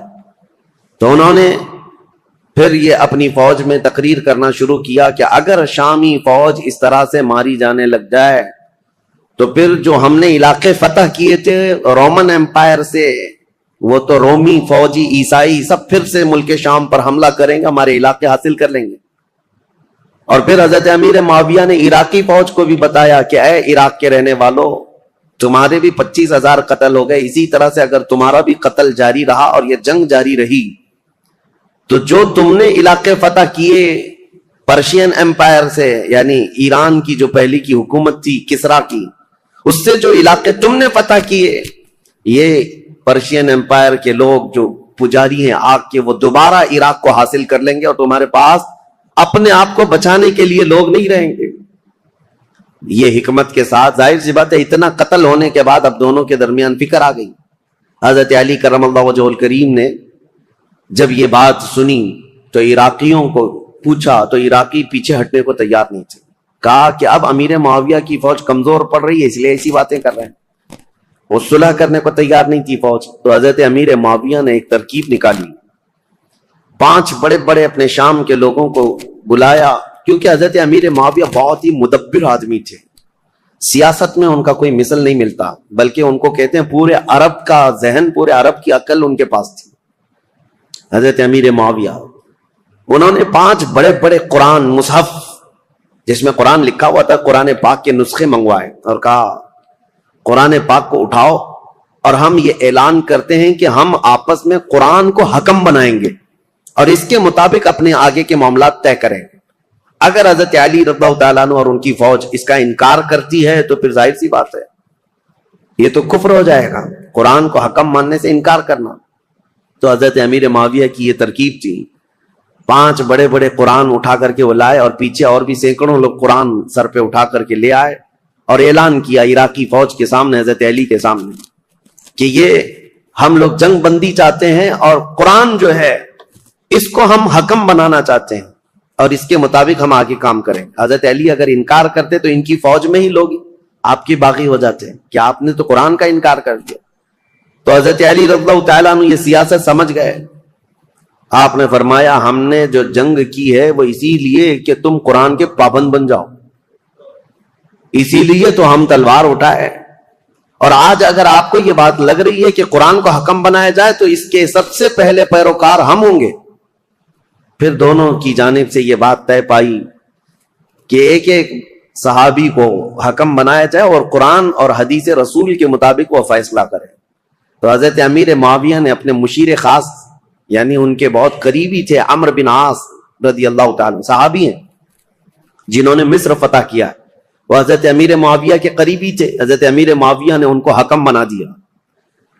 حضرت علی رضی اللہ تعالیٰ عنہ کی طرف سے حضرت ابو موسیٰ اشعری، یہ نہایت سادہ دل تھے اور ہر ایک کے متعلق عفو درگزر کا معاملہ اپنے اندر رکھتے تھے، جیسے اپنے لیے سوچتے تھے ایسی دوسرے کے لیے بھی خیال رکھتے تھے۔ حالانکہ ابو موسیٰ اشعری رضی اللہ تعالیٰ عنہ یہ کوفہ کے گورنر رہے ہیں، مدبر رہے ہیں، ذہین رہے ہیں، لیکن حضرت علی ان کے حکم بنانے کے حمایت میں نہیں تھے، لیکن لوگوں کی زور زبردستی پر ان کو حکم بنایا گیا۔ مسئلہ تاریخ کا ہے، اس لیے میں آپ کو بتا رہا ہوں، پھر اسی لیے میں تاریخ دہراتا ہوں کہ کوئی ڈھکوسلا بازی کرتے ہوئے تمہیں پھر گمراہ نہ کر دے۔ حقیقت کیا ہوئی اور کیا ہوا تھا یہ جاننا آپ کے لیے ایک بار ضروری ہے۔ دونوں نے حکم بنایا۔ حضرت عمرو بن عاص یہ ہمیشہ اپنے تدبر اور تفکر کو کام میں لاتے، اور جب بھی حضرت ابو موسیٰ اشعری آتے تو ان کا نہایت شاندار استقبال اور تعظیم و تکریم کرتے اور کہتے ابو موسیٰ اشعری آپ مجھ سے رتبے میں بڑے ہیں، آپ رسول اللہ کے صحابی ہیں، آپ سے پہلے میں ہو ہی نہیں سکتا۔ تو حضرت ابو موسیٰ اشعری پر یہ دباؤ ہمیشہ رہتا تھا اور دونوں کو اب صلح نامے پر دستخط کروانی تھی یا جو بھی دونوں لوگ فیصلہ لیتے اس پر عمل کرنا تھا۔ دونوں جماعتوں کو، دونوں نے وعدہ کر لیا تھا، دستخطیں ہو گئی تھی۔ اب یہ دونوں صحابہ کو ٹائم دیا گیا، رمضان شروع ہونے سے پہلے تک آپ اپنا حکم نامہ یا جو آپ کا فیصلہ ہے وہ سنا دیں۔ ایک جگہ بھی منتخب کر لی گئی، اس جگہ پر جا کر کے اپنا فیصلہ سنائیں گے۔ اب دونوں آپس میں بیٹھ کر کے جو باتیں کرتے ہیں، حضرت ابو موسیٰ اشعری اور حضرت عمرو بن عاص، دونوں میں بہت لمبی گفتگو ہوئی ہے۔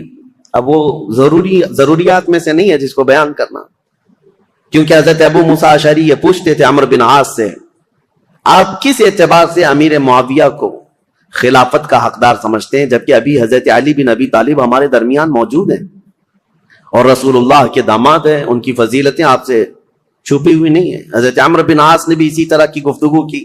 بہرحال اس پوری گفتگو کا جو خلاصہ نکلا وہ میں بتاتا ہوں۔ حضرت عمرو بن عاص کہتے تھے ہمیشہ کہ آپ پہلے بتائیں آپ چاہتے کیا ہیں۔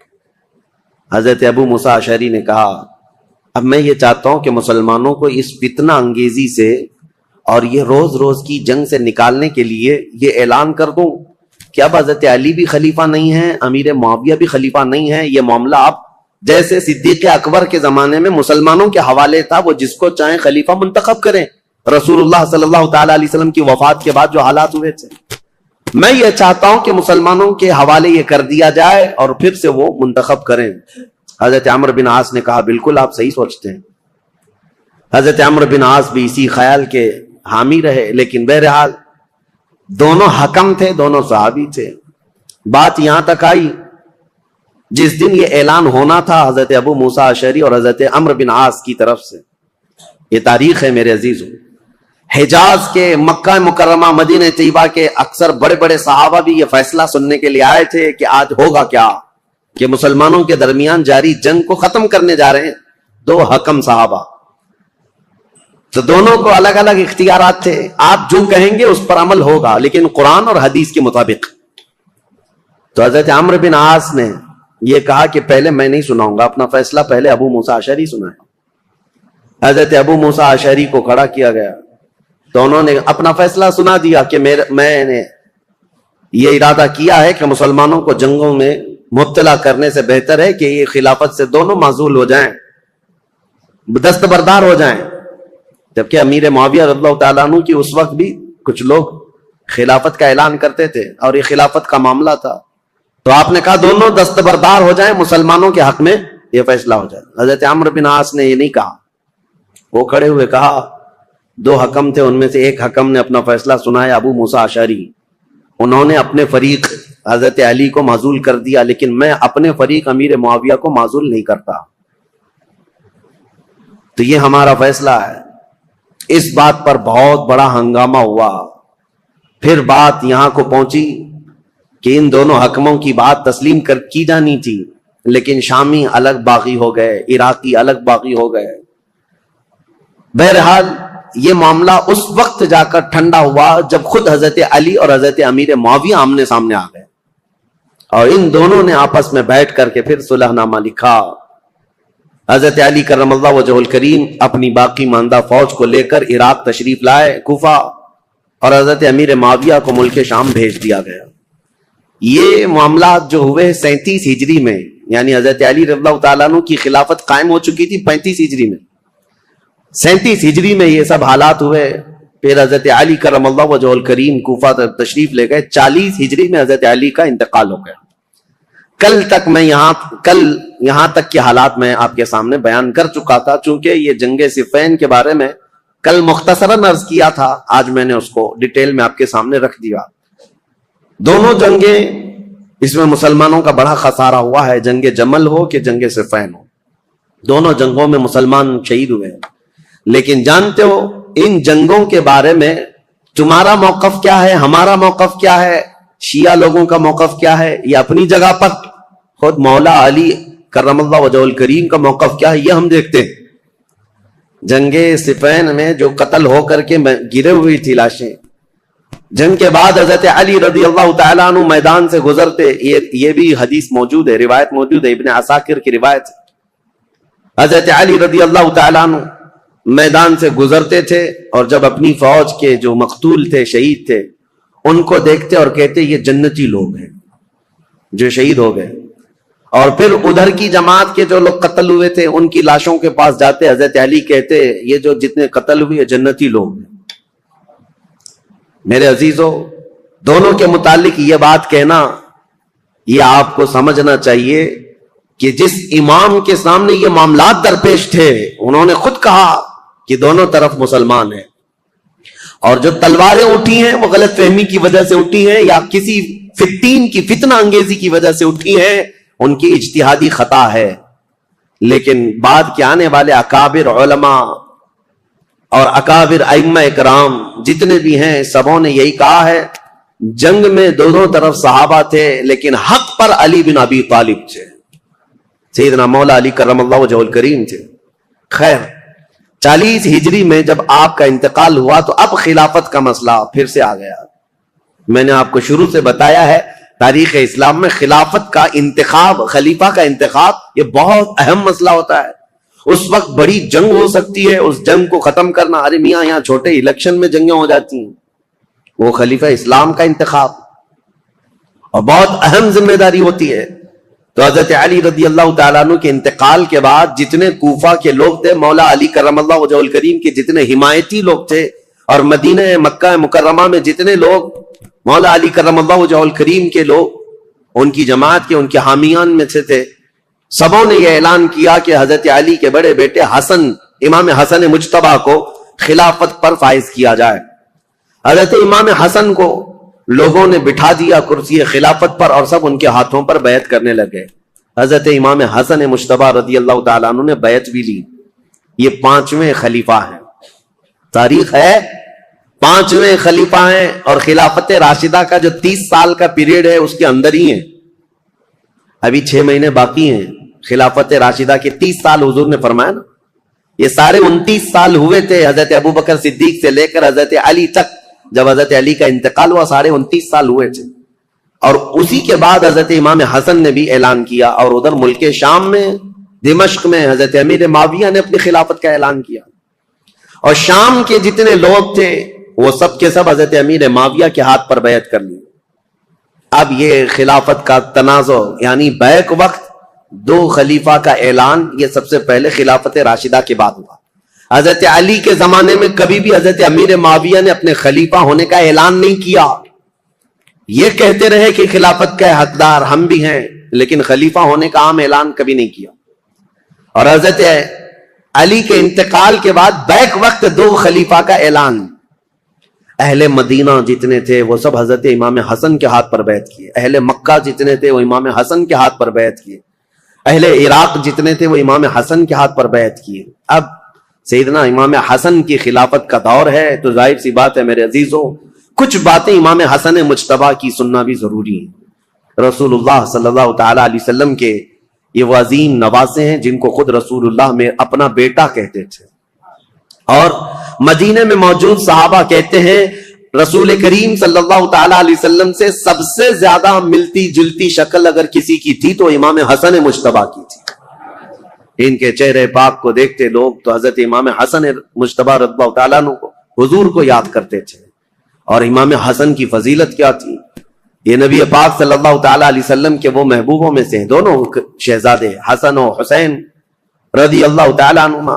حضرت ابو ہریرہ رضی اللہ تعالیٰ عنہ ان حدیثوں کے راوی ہیں جنہوں نے مدینہ طیبہ میں خود اپنی آنکھوں سے دیکھا ہے حضور اکرم صلی اللہ تعالیٰ علیہ وسلم کس قدر ان دونوں شہزادوں سے پیار کرتے. یہاں تک کہ ایک مرتبہ امام حسن کو اور امام حسین کو, یا صرف امام حسن کو, کندھے پر سوار کر کے حضور مدینے میں چل رہے تھے. کسی صحابی نے دیکھ کر کے حضرت امام حسن کی طرف دیکھ کر کہا, شہزادے کتنی اچھی سواری پایا ہے, کونین کا آقا و مولا سید الانبیاء جس کے دوش پر تو سواری کر رہا ہے. نبی پاک صلی اللہ تعالی علیہ وسلم نے اس صحابی سے فرمایا, تم نے صرف سواری دیکھا, یہ بھی تو دیکھو سوار بھی کتنا اچھا ہے, سوار بھی کتنا اچھا ہے. نبی کریم صلی اللہ تعالی علیہ وسلم ان شہزادگان سے بے حد محبت کرتے تھے, یہاں تک ارشاد ہے حدیث میں, ہما ریحانتی فی الجنہ ہما ریحانتی فی الدنیا. حضور صلی اللہ تعالی علیہ وسلم نے فرمایا کہ یہ دونوں شہزادے میرے لیے دنیا میں جنت کے 2 پھولوں کی طرح. اسی لیے حضور ان کی گردنوں کو سونگتے تھے, اور ان کے چہروں کو جب بوسہ لیتے تھے تو آپ ان کو سونگھا کرتے. صحابہ یہی کہتے کہ آپ ان بچوں کو سونگھتے ہیں, چومنے کا بوسہ دینے کا رواج تو سونگنے کا کیا ہے. نبی کریم صلی اللہ تعالی علیہ وسلم یہ فرماتے یہ جنت کے 2 حسین پھول ہیں, اور ان کے نام عرب میں بالکل نیو نام تھے, بالکل جدید. اس سے پہلے حسن نام بھی عربوں میں نہیں پایا جاتا تھا, حسین نام بھی نہیں پایا جاتا تھا. صحابہ کہتے ہیں اللہ تعالیٰ نے یہ دونوں نام بچائے رکھے, محفوظ رکھے, اور رسول اللہ کے نواسوں کے سب سے پہلے نام رکھے گئے حسن اور حسین. سیدنا امام حسن اور حسین, ان کی فضیلتیں کیا بیان کی جائیں.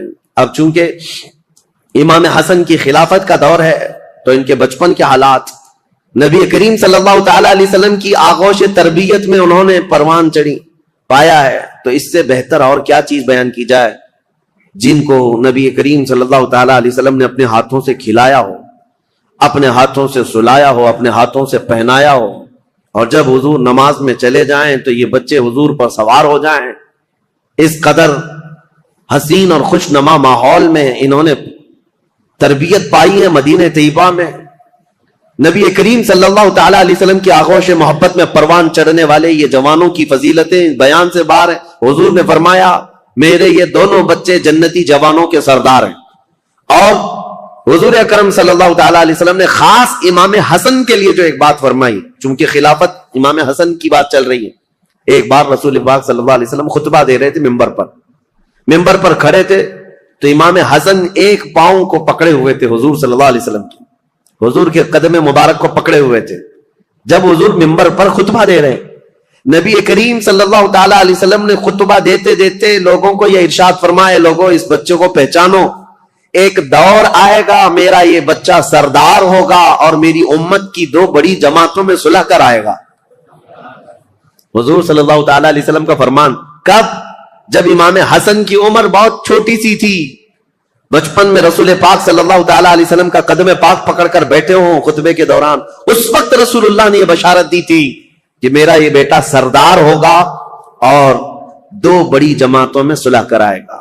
بہرحال فضیلتیں بیان سے باہر ہیں، آپ نہایت ہی متقی پرہیزگار، یہاں تک کہ صحابہ اور تابعین نے کہا ہے، امام حسن بصری اور دیگر تابعین سے یہ روایت ہے کہ امام حسن بصری سے زندگی بھر میں کسی نے سخت جملہ نہیں سنا۔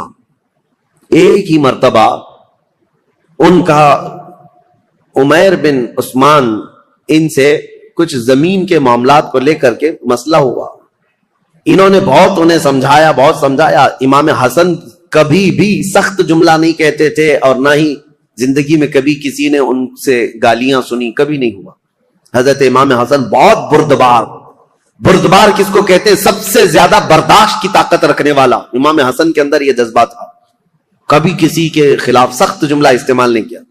عمیر بن عثمان سے جب یہ معاملہ ہوا تو لوگوں نے آ کر کے کہا کہ آپ کی ساری دلیلیں، ساری باتیں انہوں نے رد کر دی، وہ ماننے کو تیار نہیں۔ امام حسن نے کہا اس سے زیادہ میں کیا کر سکتا ہوں، اس کی ناک خاک آلود ہو جائے۔ بس یہ ایک جملہ فرمایا گیا، پوری زندگی میں ہم نے امام حسن سے سنا، اس کے علاوہ سخت جملہ کسی کے بارے میں کہتے ہوئے کبھی نہیں سنا۔ حتیٰ کہ آپ کو میں بتاؤں، مروان، یہ جس نے حضرت عثمان غنی کی مہر چرائی تھی، یہ مروان جو بھاگ کر گیا تھا حضرت عثمان کے قتل کے وقت، مدینے میں نہیں تھا، یہ حضرت علی رضی اللہ تعالیٰ عنہ کی وفات کے بعد جب امیر معاویہ نے ملک شام میں خلافت کا اعلان کیا تو مروان کو مدینے کا گورنر بنا کر بھیج دیا۔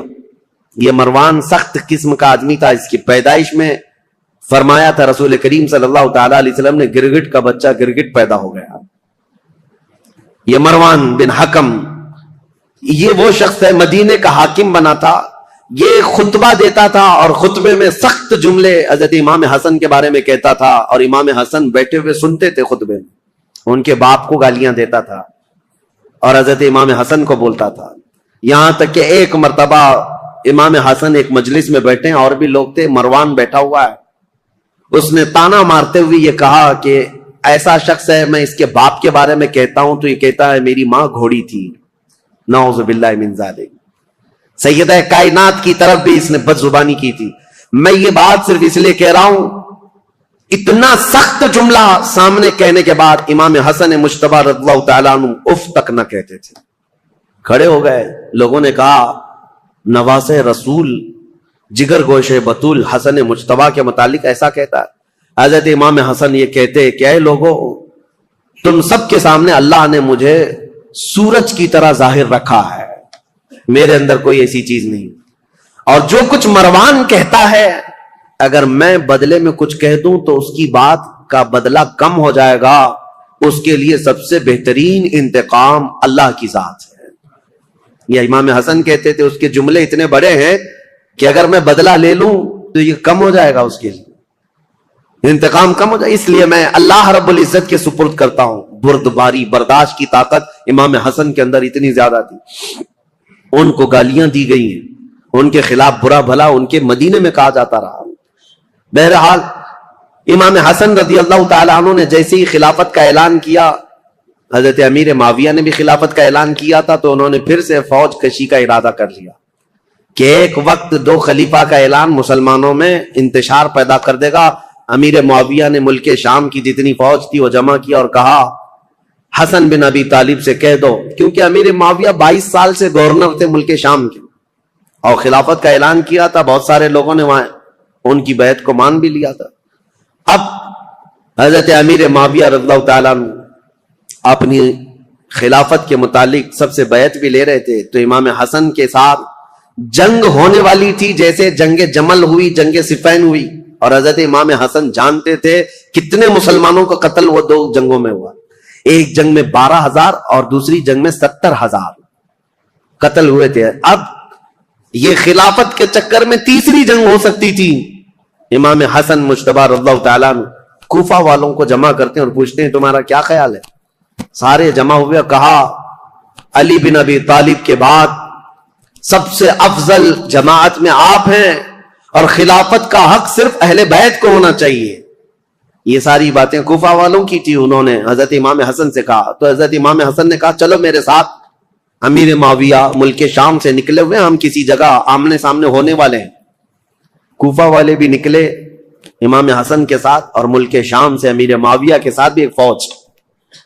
لیکن جس جگہ ان دونوں فوجوں کا آمنا سامنا ہوا، امام حسن جنگ کی نیت سے نہیں آئے تھے، سیدھے حضرت امیر معاویہ کے پاس گئے. کہا پچھلی جنگوں کے تلخ تجربے میرے سامنے ہیں، اس کے کڑوے نتیجے مجھے پتا ہیں. خون بہے گا ہمارے درمیان یا تمہارے درمیان، میں خلافت کا یہ کڑوا مزہ نہیں لینا چاہتا، لہذا میں تم سے کچھ شرائط پر صلح کرنا چاہتا ہوں. حضرت امیر معاویہ نے کہا بتائیے آپ. وہ حضور صلی اللہ تعالیٰ علیہ وسلم کے نواسے ہیں، حضرت علی کے بیٹے ہیں. امیر معاویہ ایسا نہیں ہے کہ ان کی بے حرمتی کرتے تھے یا توہین کرتے تھے، نہیں، عزت بھی کرتے تھے. خلافت کا معاملہ ہے تو حضرت امام حسن نے صلح نامہ لکھوایا، شرائط لکھوائے. اس میں پہلی یہ تھی کہ امیر معاویہ کے انتقال کے بعد خلافت پھر امام حسن کے پاس آ جائے گی. دوسری یہ تھی کہ جو علاقے مدینے کے مکہ کے جو لوگ حضرت علی کرم اللہ تعالی وجہ الکریم کے حامی ہیں ان سے کوئی سختی نہیں کی جائے گی، باز پرس نہیں کیا جائے گا، یا جو جنگوں میں تمہارے سامنے آ چکے تھے ان سے کوئی بدلہ نہیں لیا جائے گا، کیونکہ اب آپ خلیفہ بن رہے ہیں. آپ کے خلاف جو جنگیں ہوئی ہیں اس زمانے میں، اب ان کو پکڑ پکڑ کر کے مارا جائے یا ان کو قید کیا جائے، یہ نہیں ہوگا. یہ سب شرطوں میں حضرت امام حسن نے لکھوایا اور کہا کہ اہل حجاز مکہ مدینے والوں کا اور اہل بیت کا خاص خیال کیا جائے. حضرت امیر معاویہ نے ان تمام شرائط کو قبول کر لیا، سب منظور ہے. پھر ہر سال 1,00,000 دینار امام حسن مجتبی رضی اللہ تعالیٰ عنہ کو نظر کیے جانے پر یہ صلح منظور ہوئی. حضرت امیر معاویہ واپس چلے گئے اور امام حسن بھی اپنی فوج کو لے کر واپس آئے اور کوفہ میں آپ نے منبر پر کھڑے ہو کر کے اعلان کیا کہ اے لوگوں، میں اس خلافت سے دستبردار ہو گیا جس کے لیے مسلمانوں کا خون بہتا جا رہا ہے. میں نے معاویہ بن ابی سفیان کے حوالے اس خلافت کا ذمہ دے دیا ہے. یہ اعلان کرنے کے بعد اب پورے خطہ اسلام میں ایک ہی خلیفہ تھا، وہ امیر معاویہ کی ذات. امام حسن 6 مہینے تک خلیفہ رہے اور 6 مہینے کے بعد دستبردار ہو گئے. اس اعتبار سے خلفائے راشدین میں حضرت امام حسن کا بھی نام آتا ہے. وہ 6 مہینے جو بچے تھے وہ خلافت راشدہ کے، اس میں امام حسن نے خلافت کی. لیکن ظاہر سی بات ہے کچھ لوگ چڑھاتے ہیں، کچھ لوگ اتارتے ہیں، یہ ہر زمانے میں رہتے ہیں. حضرت حسن کے بہت سارے لوگ مخالف ہو گئے کوفہ میں ہی. کہا ہم تو آپ کے لیے جان لٹانے والے تھے، ہم تو آپ کے لیے گردنیں لٹانے والے تھے، آپ نے تو جا کر اس سے صلح کر لی، ہم آپ کی صلح کو نہیں مانتے، آپ کو خلیفہ ہونا چاہیے تھا. زور زبردستی. حضرت امام حسن نے کہا میں نے خلافت کے سارے دور دیکھے ہیں، صدیق اکبر سے لے کر میرے باپ علی بن ابی طالب تک جو معاملات ہوتے رہے، لیکن اب وہ زمانہ نہیں رہا جس میں اکابر صحابہ تھے، بدر میں شریک، احد میں شریک، فتح مکہ میں.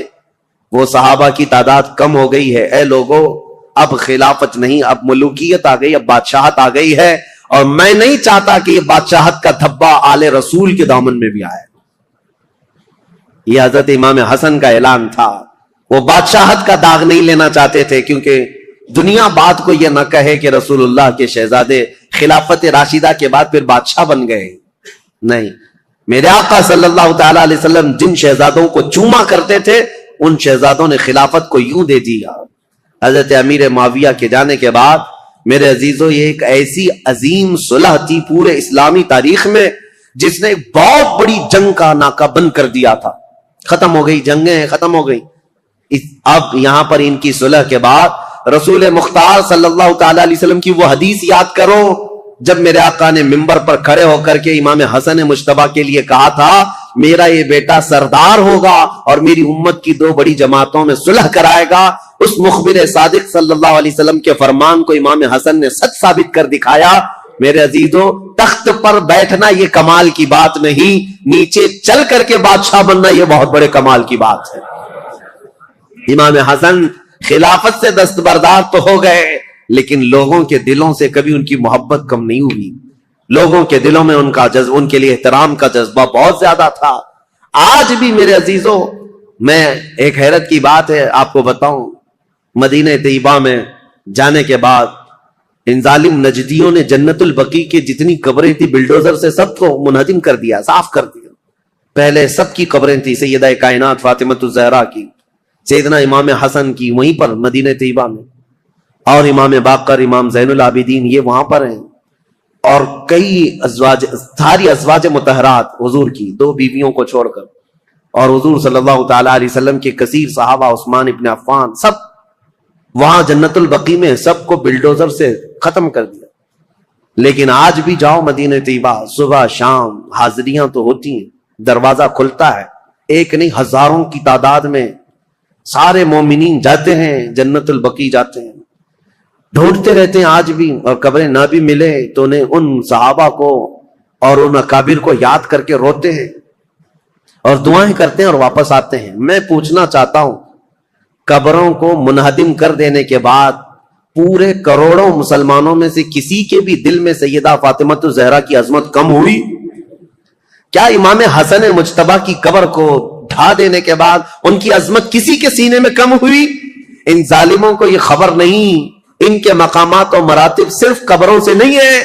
اللہ جسے مقام دیتا ہے وہ صبح قیامت تک عطا کرتا ہے. یہ ہمارے دلوں میں ان کی عظمت ہے. سیدنا امام حسن مجتبی رضی اللہ تعالیٰ عنہ نے خلافت امیر معاویہ کے حوالے کر دیا. چونکہ ہمارا موضوع جو چل رہا ہے وہ تاریخ اسلام ہے، تو تاریخ کو لے کر کے چلنا ہے مجھے کربلا تک. کربلا کے واقعات کیسے پیش آئے اب آپ کا ذہن بن گیا ہوگا. جب حضرت عثمان کے زمانے سے اتنے معاملات چل رہے تھے تو پھر کربلا آنے تک کے معاملات کیا کیا ہوئے ہوں گے. اب آپ کا ذہن خود ہی فیصلہ کرے گا کیا کیا ہوئے ہوں گے. ٹھیک ہے، حضرت امیر معاویہ آ گئے، والی شام ہی نہیں بلکہ پوری خلافت اسلامیہ کے آپ امیر بن گئے. اب ظاہر سی بات ہے امیر معاویہ 40 ہجری میں خلیفہ بنے تو ان کا زمانہ خلافت جو ہے 60 سال تک رہا ہے، یعنی تقریباً 60 ہجری تک رہا ہے. 20 سال آپ نے خلافت کی ہے. تو اب ان کی بھی کچھ سیرت آپ کے سامنے رکھنا ضروری ہے. کون ہے امیر معاویہ؟ کون ہے یہ جو اب 20 سال خلافت کیا؟ خلفائے راشدین کے بعد سب سے لمبا دور ان کو ملا ہے، اور 22 سال پہلے گورنر رہے. کل 42 سال انہوں نے ملک شام کی رسی پکڑی ہے، باغ ڈور سنبھالا ہے. تو 42 سال تک مسلمانوں پر حکمرانی کرنے والے یہ امیر معاویہ کون ہیں؟ ان کی تاریخ بھی ضروری ہے. کا حضور جو نہ دیکھ سکے، فرمایا ذکر علی عبادت، ان کے لیے علی کا ذکر کرنا عبادت ہے، علی کا تذکرہ کرنا بھی ان کے لیے عبادت. حضرت علی کو دیکھا نہیں تھا. جوان کہتا جب میں آیا نا، میں نے لوگوں سے پوچھا وہ بوڑھے مولا علی کدھر ہے جنہوں نے خیبر کا دروازہ توڑا تھا، بڑی شہرت ہے، کدھر ہے؟ کہتے حضرت علی صاحب نے بیٹھے تھے، مجھے کسی نے کہا وہ بیٹھے ہوئے. میں گیا تو حضرت علی اخروٹ کھا رہے تھے، تو پورا زور لگا رہے ہیں تو اخروٹ کوئی نہیں ٹوٹتا، پورا زور 2-3 دفعہ، کبھی اس دانت میں کبھی اس دانت میں، ٹوٹتا ہی نہیں. کہتے میں ہنسنے لگا تو حضرت علی نے مجھے پاس بلایا، کہا بیٹے ادھر آ. تو میں گیا تو کہنے لگے کیا سوچ رہا ہے؟ کہتے میں ڈر گیا. میں نے کہا حضور کچھ بھی نہیں. لیکن نہیں جو سوچ رہا تھا تو بتا. میں نے کہا نہیں کچھ نہیں. فرمانے لگے میں بتاؤں تو کیا سوچ رہا تھا؟ بتاؤں؟ کہ حضور بتائیے. آپ فرمانے لگے تو سوچ رہا تھا بابے سے اخروٹ تو ٹوٹتا نہیں، خیبر کیسے توڑ دیا تھا؟ تو سوچ رہا تھا کہ اس سے اخروٹ تو ٹوٹتا نہیں تو خیبر کیسے توڑا تھا؟ فرماتے ہیں میں نے کہا میں یہی سوچ رہا تھا. یہ جب عرض کیا نا تو فرماتے ہیں شیر خدا کا رنگ ہی بدل گیا. پہلے مسکرا رہے تھے پھر انداز بدل گیا.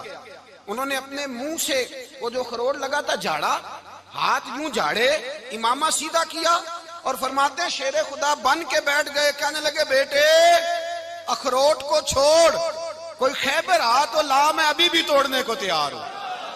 خیبر کوئی ہے تو لا، میں ابھی بھی توڑنے کو. دیواریں ہلتی رہتی ہیں اور در کانپ جاتا ہے. علی کا نام سن کے اب بھی خیبر کانپ جاتا ہے. اور میں تو اس کو چھوڑ اخروٹ کو تو لا. کہتے ہیں میں نے کیفیت دیکھی تو حضرت علی کا تو رنگ ہی بدل گیا. میں نے کہا واقعہ یہ توڑ ڈالیں گے, یہ خیبر آج بھی یہ توڑ ڈالیں گے, کیفیت ہی بدل گئی. فرماتے ہیں شیر خدا مسکرائے, کہنے لگے بیٹا ڈرنا, مسئلہ سمجھ. کہا حضور کیا ہے؟ آپ فرمانے لگے اخروٹ میں جسم کی قوت سے توڑ رہا ہوں اور خیبر میں نے اپنے ایمان کی قوت سے توڑا تھا. میرے ایمان میں آج بھی بڑی قوت ہے. آج بھی اگر کفر للکارے گا, آج بھی اگر دین کا دشمن للکارے گا, علی کا جذبہ جہاد آج بھی بڑا جوان ہے. غیرت ایمانی آج بھی بڑی, دین کے ساتھ وفا کا رشتہ آج بھی بڑا میرا جوان ہے. تو بتا کوئی خیبر توڑنا ہے تو حضرت علی شیر خدا, ہر جگہ قربانی حضرت علی کی. جب مدینے میں نا حضور نے سب کو انصار اور مہاجرین کو بھائی بھائی بنا دیا تو حضرت علی چپ کر کے کھڑے ہیں. حضور نے فرمایا کیا سوچ رہے ہو؟ کہا حضور مجھے بھی تو کسی کا بھائی بنائے نا. حضور نے فرمایا انت اخی فی الدنیا والآخرہ, تو دنیا میں بھی میرا بھائی ہے, آخرت میں بھی میرا بھائی ہے. امام راضی نے لکھی ہے ایک بات, بڑی عجیب بات لکھی.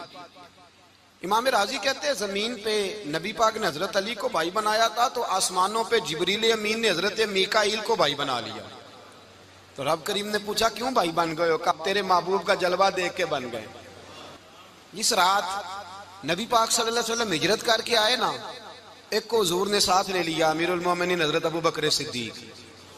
ابو بکر دا پہلا نمبر کس کا ہے؟ دوسرا, تیسرا, چوتھا. یہ سبق بچوں کو یاد کرائیں. اب ہمارے لوگ مسئلے بھی قوالوں سے پوچھنے لگ گئے, فتویٰ بھی قوال کا چلتا ہے, اللہ ہی خیر کرے.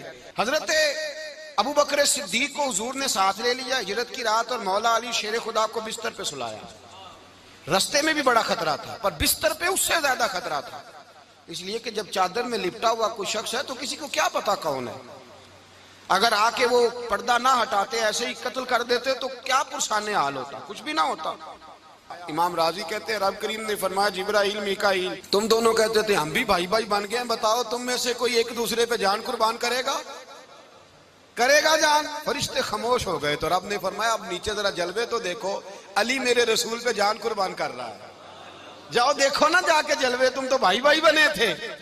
تو فرشتے عرض کرنے لگے مولا ہماری ڈیوٹی کیا ہے؟ فرمایا اب تمہاری ڈیوٹی یہ ہے کہ تم جاؤ زمین پہ 2 تلواریں لے لو اور علی کی چارپائی کے اوپر کھڑے ہو جاؤ, اس نے میرے مصطفیٰ پہ جان قربان کی ہے, اس کی جان کی حفاظت کرو. وہاں کھڑے ہو جاؤ. فرشتے بھی کرتے ہیں تعظیم میری, فدا ہو کہ ان پر یہ عزت ملی ہے. حضرت شیر خدا مولا علی ہر میدان میں اول, ہر جنگ میں پہل. السابقون السابقون اولئک المقربون. اللہ فرماتا ہے سبقت لینے والے سبقت لے گئے, آگے گزرنے والے آگے گزر گئے, اور یہی لوگ ہیں جنہیں رب کا قرب نصیب ہوا. حضرت علی نے مکان نہیں بنایا ساری زندگی, مکان نہیں بنایا, کوئی کاروبار نہیں کیا ساری عمر. اب اس پہلو پہ بھی ذرا غور کریں. حضرت علی رضی اللہ تعالیٰ انہوں نے کوئی بینک بیلنس نہیں بنایا. صحابہ کرام علیہم رضوان فرماتے ہیں بڑے بڑے رشتے آئے سیدہ فاطمہ کے لیے, بڑے بڑے امیر کبیر لوگوں. حضور نے فرمایا میں رب کے فیصلے کا انتظار کر رہا ہوں. ایک دن تینوں یار ان لوگوں کا خلوص دیکھے مولا علی کے ساتھ, حضرت ابو بکر, حضرت عمر, حضرت عثمان. حضرت علی ایک یہودی کے باغ میں مزدوری کر رہے تھے تو وہاں گئے اور جا کے کہا علی تو حضور سے سیدہ فاطمہ کا رشتہ کیوں نہیں طلب کرتا؟ تو حضرت علی کہنے لگے بھائیو نہ مکان ہے نہ گھر ہے نہ کچھ ہے, رشتہ کیسے مانگ لوں؟ کہا تو جا تو صحیح, ہمیں تو لگتا ہے رسول پاک تیرا انتظار کر رہے ہیں. مولا علی شیر خدا کہتے ہیں میں گیا اور جب میں حضور کی بارگاہ میں گیا تو انہوں نے مجھے یار تھے نا تیار کر کے بھیجا, مجھے لفظ بھی سکھائے کیا کہنے ہیں, لیکن جب میں وہاں پہنچا نا تو میرے اندر طاقت ہی ختم ہو گئی بولنے کی. سلام لے کے تو حضور کے پاس بیٹھ گیا. حضور نے فرمایا علی کیسے آئے ہو؟ تو میں خاموش. پھر پوچھا کیسے آئے ہو؟ میں خاموش. پھر پوچھا کیسے آئے ہو؟ میں خاموش. کہتے دلوں کا حال جاننے والے رسول نے فرمایا علی فاطمہ کے لیے آئے ہو؟ فاطمہ کے لیے آئے ہو؟ تو حضرت علی کہتے ہیں میرا جواب بڑا نرالا ہے. میں نے کہا حضور وہ تینوں میرے پاس باغ میں گئے تھے, وہ تینوں گئے تھے, مجھے انہوں نے بھیجا ہے. کہتے ہیں رسول پاک مسکرا دیے, فرمایا علی انہوں نے نہیں تجھے بھیجا, رب کریم نے فاطمہ کا تیرے ساتھ نکاح کر دیا ہے, تیرے لیے فیصلہ ہو گیا ہے, فاطمہ کا تیرے حق میں فیصلہ ہو گیا. حضرت علی سیدہ فاطمہ کو بیاہ کے لے گئے تو حضرت زید بن حارثہ کے مکان میں، کوئی مکان نہیں.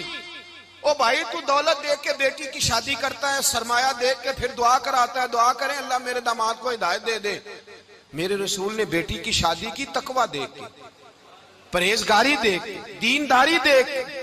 اس شخص کو بیٹی دی جو السابقون سابقون کے درجے میں شامل، جو ان الذین آمنوا وعملوا الصالحات اولئک هم خیر البریہ کے درجے میں شامل، ان کو اپنی بیٹی دی.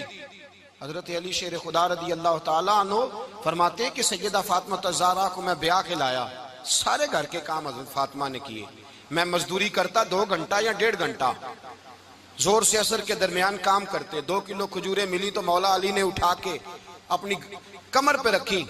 باغ کا مالک کہنے لگا علی تھوڑا کام اور کر لو. فرمایا 2 کلو ہو گئیں بڑی ہیں، 1 کلو میرے بچے کھائیں گے، 1 کلو مدینے کے غریب بچے کھائیں گے. تو کہا علی کل کیا کرو گے؟ فرمایا کل جو رب زندگی دے گا وہ روزی بھی دے گا. تو بندہ مشورہ دینے لگا. مشورہ بھی ہوتا ہے نا قریب سے، مشوروں والے بھی بڑی خرابی کرتے ہیں، اللہ ماشاءاللہ. کہا علی جائز پیسے تو کٹھے کر لینے چاہیے، کیا حرج ہے، جائز کٹھے کر لیں. تو شیر خدا نے ایک جملہ کہا پر شیروں جیسا کہہ دیا. حضرت علی فرمانے لگے مال حرام ہو تو عذاب ہوتا ہے، حلال ہو تو حساب ہوتا ہے. لہذا نہ میں عذاب والا کام کرتا ہوں نہ حساب والا کام کرتا ہوں، میں کٹھے ہی نہیں کرتا. نہ بندہ عذاب کے چکر میں پڑے نہ عذاب کے چکر میں پڑے، میں اس رستے جاتا ہی نہیں. مولا کائنات شیر خدا. اور بھائی حضرت سیدنا ابو ہریرہ رضی اللہ تعالیٰ عنہ فرماتے ہیں میں جب اس بات کو یاد کرتا ہوں تو آج بھی رو پڑتا ہوں. کون سی بات؟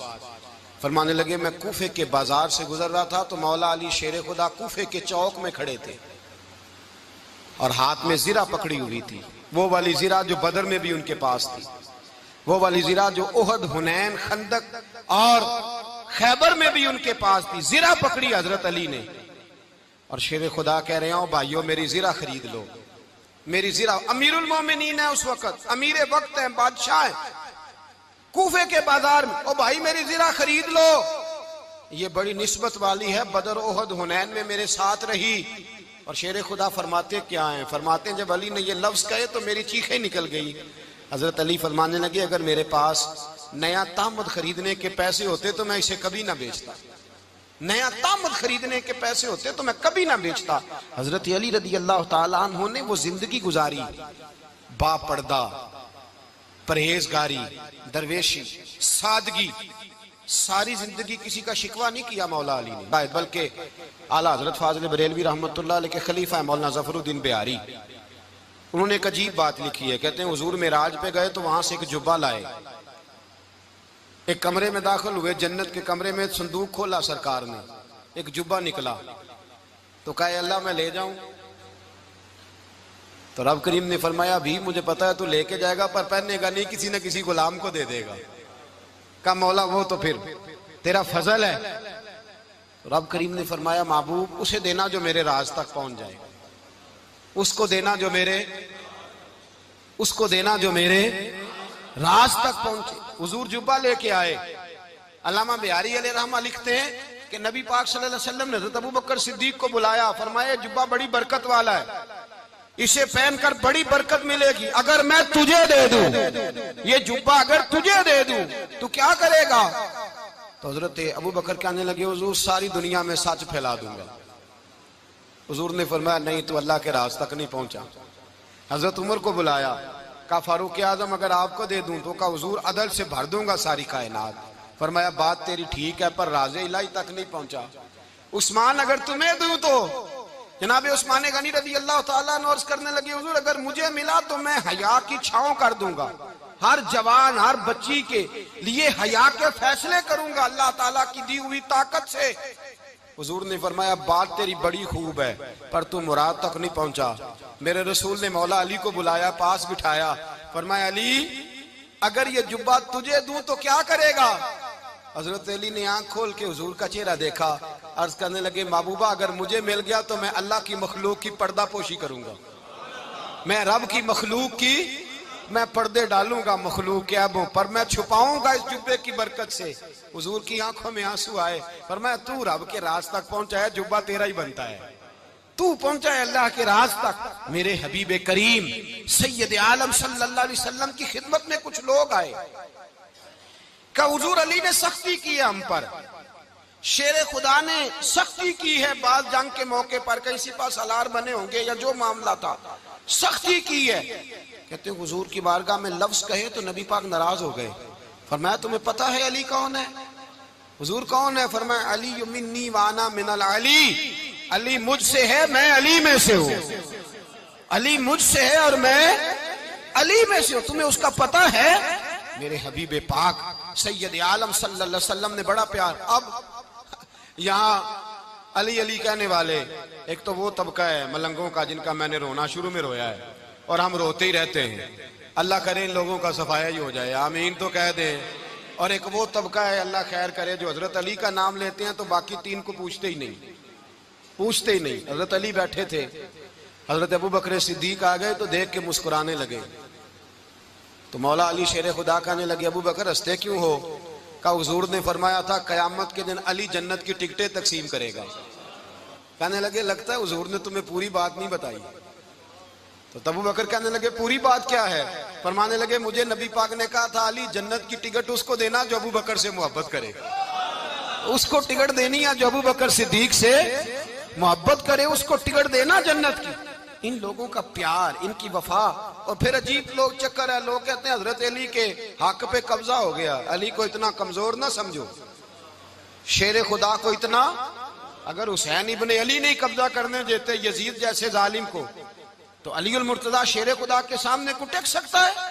حضرت علی شیر خدا مشیر رہے جناب صدیق اکبر کے، وفادار رہے حضرت فاروق اعظم کے، اور پھر حضرت علی رضی اللہ تعالیٰ عنہ محافظ رہے حضرت عثمان غنی کے، وہ رسول اللہ صلی اللہ علیہ وسلم۔ اور سنو ایک عجیب بات لکھی ہے بزرگوں نے، کہتے ہیں بدر یا احد میں ایک جنگ میں ایسا بھی ہوا کہ کپڑا نہیں ملتا تھا جھنڈا بنانے کے لیے، تو حضرت عائشہ کی ایک پرانی چادر تھی، اس کا جھنڈا بنایا گیا، تو جھنڈا سب سے پہلے مولا علی شیر خدا نے اٹھایا۔ حضرت عائشہ صدیقہ کے ساتھ پیار مولا علی شیر خدا رضی اللہ تعالیٰ عنہ کا۔ یہاں تو لوگ نہ جانے اس کون سی خدمت کر رہے ہیں۔ اگر حضور کے قریب رہنے والے، پاس بیٹھنے والوں میں آپس میں اتفاق نہیں تھا تو آج مسلمانوں میں کیسے پیدا ہوگا؟ تم نے تو دین کا سارا رنگ ہی گدلا کر کے رکھ دیا، تم نے تو وہاں بغض پیدا کر دیا جہاں سے لوگوں کو اتفاق کا درس ملنا تھا، وفا کا سبق جہاں سے لوگوں نے پڑھنا تھا، نے وہی حالات خراب کر دیے۔ مولا کائنات شیر خدا کرم اللہ تعالی وجہ الکریم صحابہ کے مجمع میں بیٹھے تھے، یاروں کے بیچ بات ہو رہی تھی۔ اب حضرت علی کی تعلیم سن لیں، حضرت علی کی تعلیمات کیا ہیں؟ بیٹھے تھے، گفتگو چھڑ گئی حضرت علی رضی اللہ تعالیٰ عنہ کی، ہر آدمی نے کہا مجھے فلاں چیز پسند ہے، فلاں چیز پسند ہے، فلاں چیز۔ تو پوچھا علی آپ کو کیا پسند ہے؟ تو حضرت علی کہنے لگے تین چیزیں پسند ہیں۔ کہا کون کون سی؟ فرمایا ایک میرا دل کرتا ہے کہ روزہ گرمی کا ہو۔ حضور فرماتے ہیں تمہیں پتہ چل جائے رمضان میں برکت کیا ہے تو تم کو سارا سال ہی روزے ہونے چاہیے، یہ اتنی فضیلت کی بات۔ حضرت علی شیر خدا کہتے ہیں مجھے گرمیوں کا روزہ پسند ہے۔ اور پھر حضرت علی شیر خدا فرماتے ہیں مجھے پسند یہ ہے کہ میں اکیلا کھانا نہ کھاؤں، جب بھی کھاؤں میرے ساتھ کوئی مہمان بیٹھا ہو، یہ میری پسند ہے۔ حضرت علی کہتے ہیں میری تیسری پسند یہ ہے کہ میرے مقابلے میں جو دشمن آئے وہ کمزور نہیں ہونا چاہیے، وہ کمزور نہیں، وہ تگڑا طاقتور دشمن آئے۔ فرماتے ہیں مجھے مزہ تو آئے نا رب کے رستے میں جہاد کرنے کا، تگڑا دشمن۔ آج مسلمانوں کا بڑا دشمن پیدا ہوا ہے اور سربراہ ہے اسلام کے سارے دشمنوں کا، لیکن مسلمان اس سے ڈرتے ہیں، اس سے تعلق بنانا چاہتے ہیں، اس کے قریب جانا چاہتے ہیں۔ حضرت علی نے پیغام دیا مزہ ہی تب آتا ہے جب دشمن دلیر ہو، مزہ ہی تب آتا ہے جب دشمن تگڑا ہو، لطف ہی تب آتا ہے جب تمہارا مقابلہ سخت آدمی کے ساتھ ہو۔ حضرت علی شیر خدا، فجر کا وقت تھا، ہاتھ میں چھڑی پکڑی تھی، 63 سال عمر مبارک تھی، کوفے کی جامع مسجد میں نماز پڑھانے آ رہے تھے، ہر دروازے پہ دستک دیتے اٹھو الصلاۃ خیر من النوم۔ رستے میں حضرت علی لوگوں کو جگاتے جگاتے آئے، جب مسجد کوفہ میں پہنچے تو ایک بدبخت خنجر چھپائے کھڑا تھا، اس نے حضرت علی رضی اللہ تعالیٰ عنہ کو خنجر مارا، وہ دوستانہ جو 10 سال کی عمر میں شروع ہوا تھا. جب شیر خدا کو خنجر لگا تو پتہ لفظ کیا تھے؟ فزت برب الکعبہ. لوگوں رب کعبہ کی قسم میں کامیاب ہو گیا, میری زندگی دین کے کام آ گئی, میں کامیاب ہو گیا. حضرت علی کی داڑھی ساری لہو سے بھر گئی. حضرت شیر خدا فرمایا کرتے تھے ایک دفعہ میں بڑا بیمار ہوا, میرے سے اٹھ کے کھڑا نہیں ہوا جاتا تھا. حضور تیمارداری کرنے آئے تو میں نے کہا یا رسول اللہ پتہ نہیں بچوں گا کہ نہیں. حضور نے فرمایا علی نہیں, تو اس وقت دنیا سے جائے گا جب تیری داڑھی لہو سے رنگین ہو جائے گی.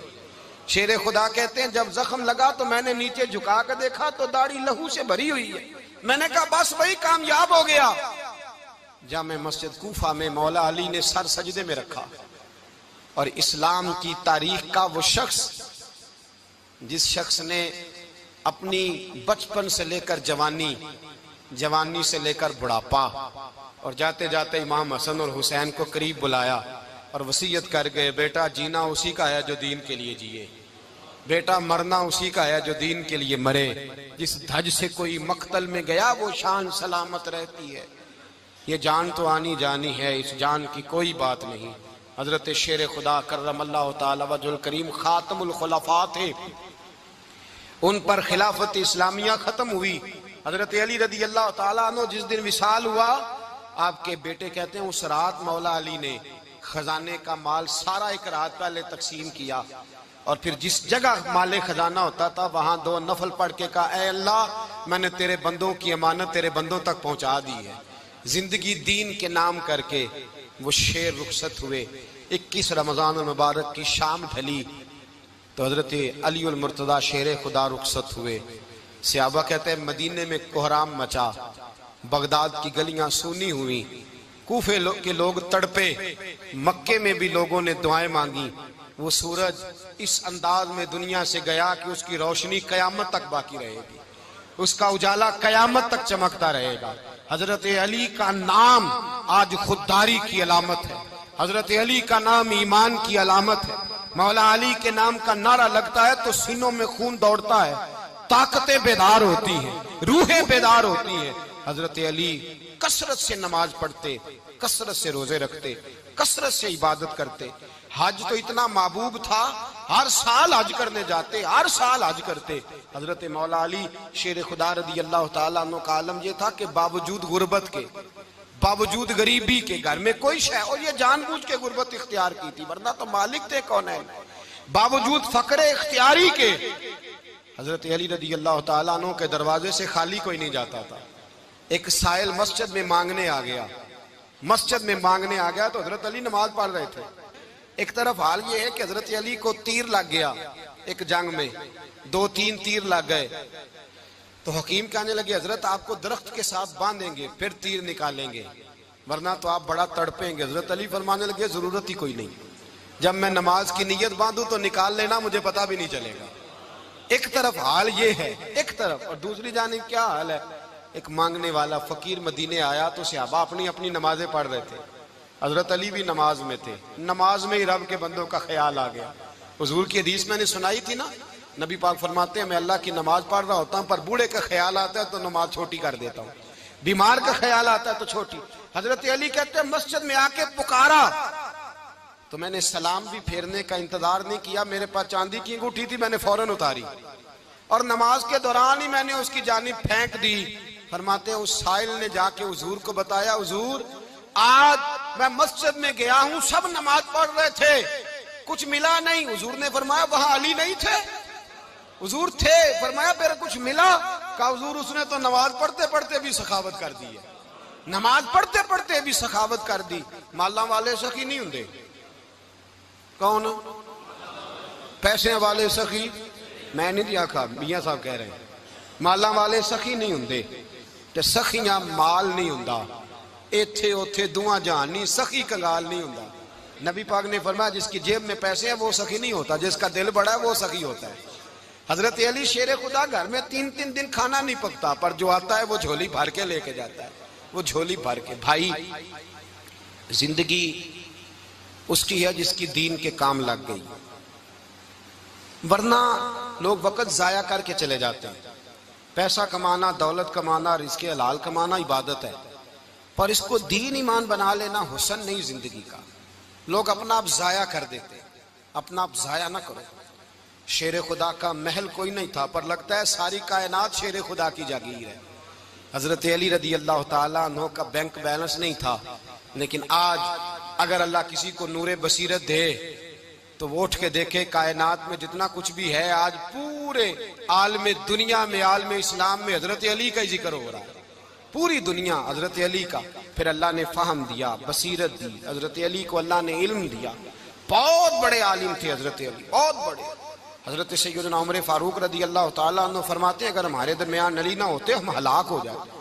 جہاں کوئی مسئلہ بنتا شیر خدا اس مسئلے کو حل کرتے. بلکہ حضور نے فرمایا میں علم کا شہر ہوں، علی اس کا دروازہ ہے. حضرت جبریل امین علیہ السلام آئے انسانی شکل میں، حضرت علی کے سامنے کھڑے ہو کے کہنے لگے علی سنا ہے آپ شہر علم کے دروازے ہیں. حضرت علی کہنے لگے میں نے نہیں کہا، یہ تو میرے رسول نے کرم فرمایا ہے. کہنے لگے چلو بتاؤ جبریل اس وقت کہاں ہے. حضرت علی نے اوپر دیکھا، نیچے دیکھا، دائیں بائیں آگے پیچھے دیکھا. فرمانے لگے نہ تو اس وقت 7 آسمانوں پہ ہے، نہ 7 زمینوں پہ ہے، نہ مشرق مغرب شمال اور جنوب میں ہے. فرمانے لگے یا تو جبریل ہے یا میں جبریل ہوں، ایک ہے دونوں میں سے. تو حضرت جبریل کہنے لگے علی سچ کا ہے مصطفیٰ نے، تو واقعہ علم کا دروازہ ہے. تو علی ہے، جبریل تو میں ہی ہوں، میں ہی ہوں جبریل. یہ ان کے علم کی وسعت، یہ ان کی حکمت اور دانائی کی وسعت. اور یہ کہاں یہ جو فہم و فراست ہے نا میرے بھائی، یہ کتابیں پڑھنے سے زیادہ نہیں آتی، کتابیں رہنمائی کرتی. فہم و فراست پرہیزگاری سے آتی ہے. اللہ فرماتا ہے یا ایھا الذین آمنوا ان تتقوا اللہ یجعل لکم فرقان. اگر تم اللہ سے ڈرو گے تو اللہ تمہیں بصیرت کا نور عطا فرمائے، باطن کی آنکھیں دے دیتا ہے. جب بندہ اللہ، امام مالک سے کسی نے کہا تھا حضور میرا حافظہ کمزور ہو گیا، تو فرمایا گناہ کرنے چھوڑ دے. علم اللہ کا نور ہے، گناہ گاروں کو نہیں دیا جاتا. تیرے ذہن کے اندر جب وسوسے بسیں گے تو اللہ کا نور کیسے آئے گا. حضرت علی کی زندگی مشعل راہ ہے، اس کو اپنائیں. حضرت علی کا سجدوں سے پیار ہے، سخاوتوں سے پیار ہے، عبادتوں سے پیار ہے، جہاد سے پیار ہے، ان کا مہمان نوازی سے پیار ہے، ان کا گرمی کے روزے سے پیار ہے، ان کا میدان سے پیار ہے. اپنے آپ کو ان لوگوں کی سیرت کا حامل بنائیں، نقوش قدم چلنے کی کوشش کریں. دعا ہے رب کریم کی بارگاہ میں اللہ ہمیں حضرت علی کی سچی محبت اور سچی فرما برداری عطا فرمائے. آخر دعوانا ان الحمدللہ. السلام علیکم میرے پیارے بہن اور بھائیوں، اگر آپ کو یہ بیان اچھا لگا ہے تو اس کو لائک کریں، کمنٹ کریں اور آگے شیئر کر دیں، اور میرے چینل کو لازمی سبسکرائب کریں اور بیل آئیکن کو پریس کریں تاکہ آپ کو نت نئے آنے والے بیانات آسانی سے مل سکیں. جزاک اللہ.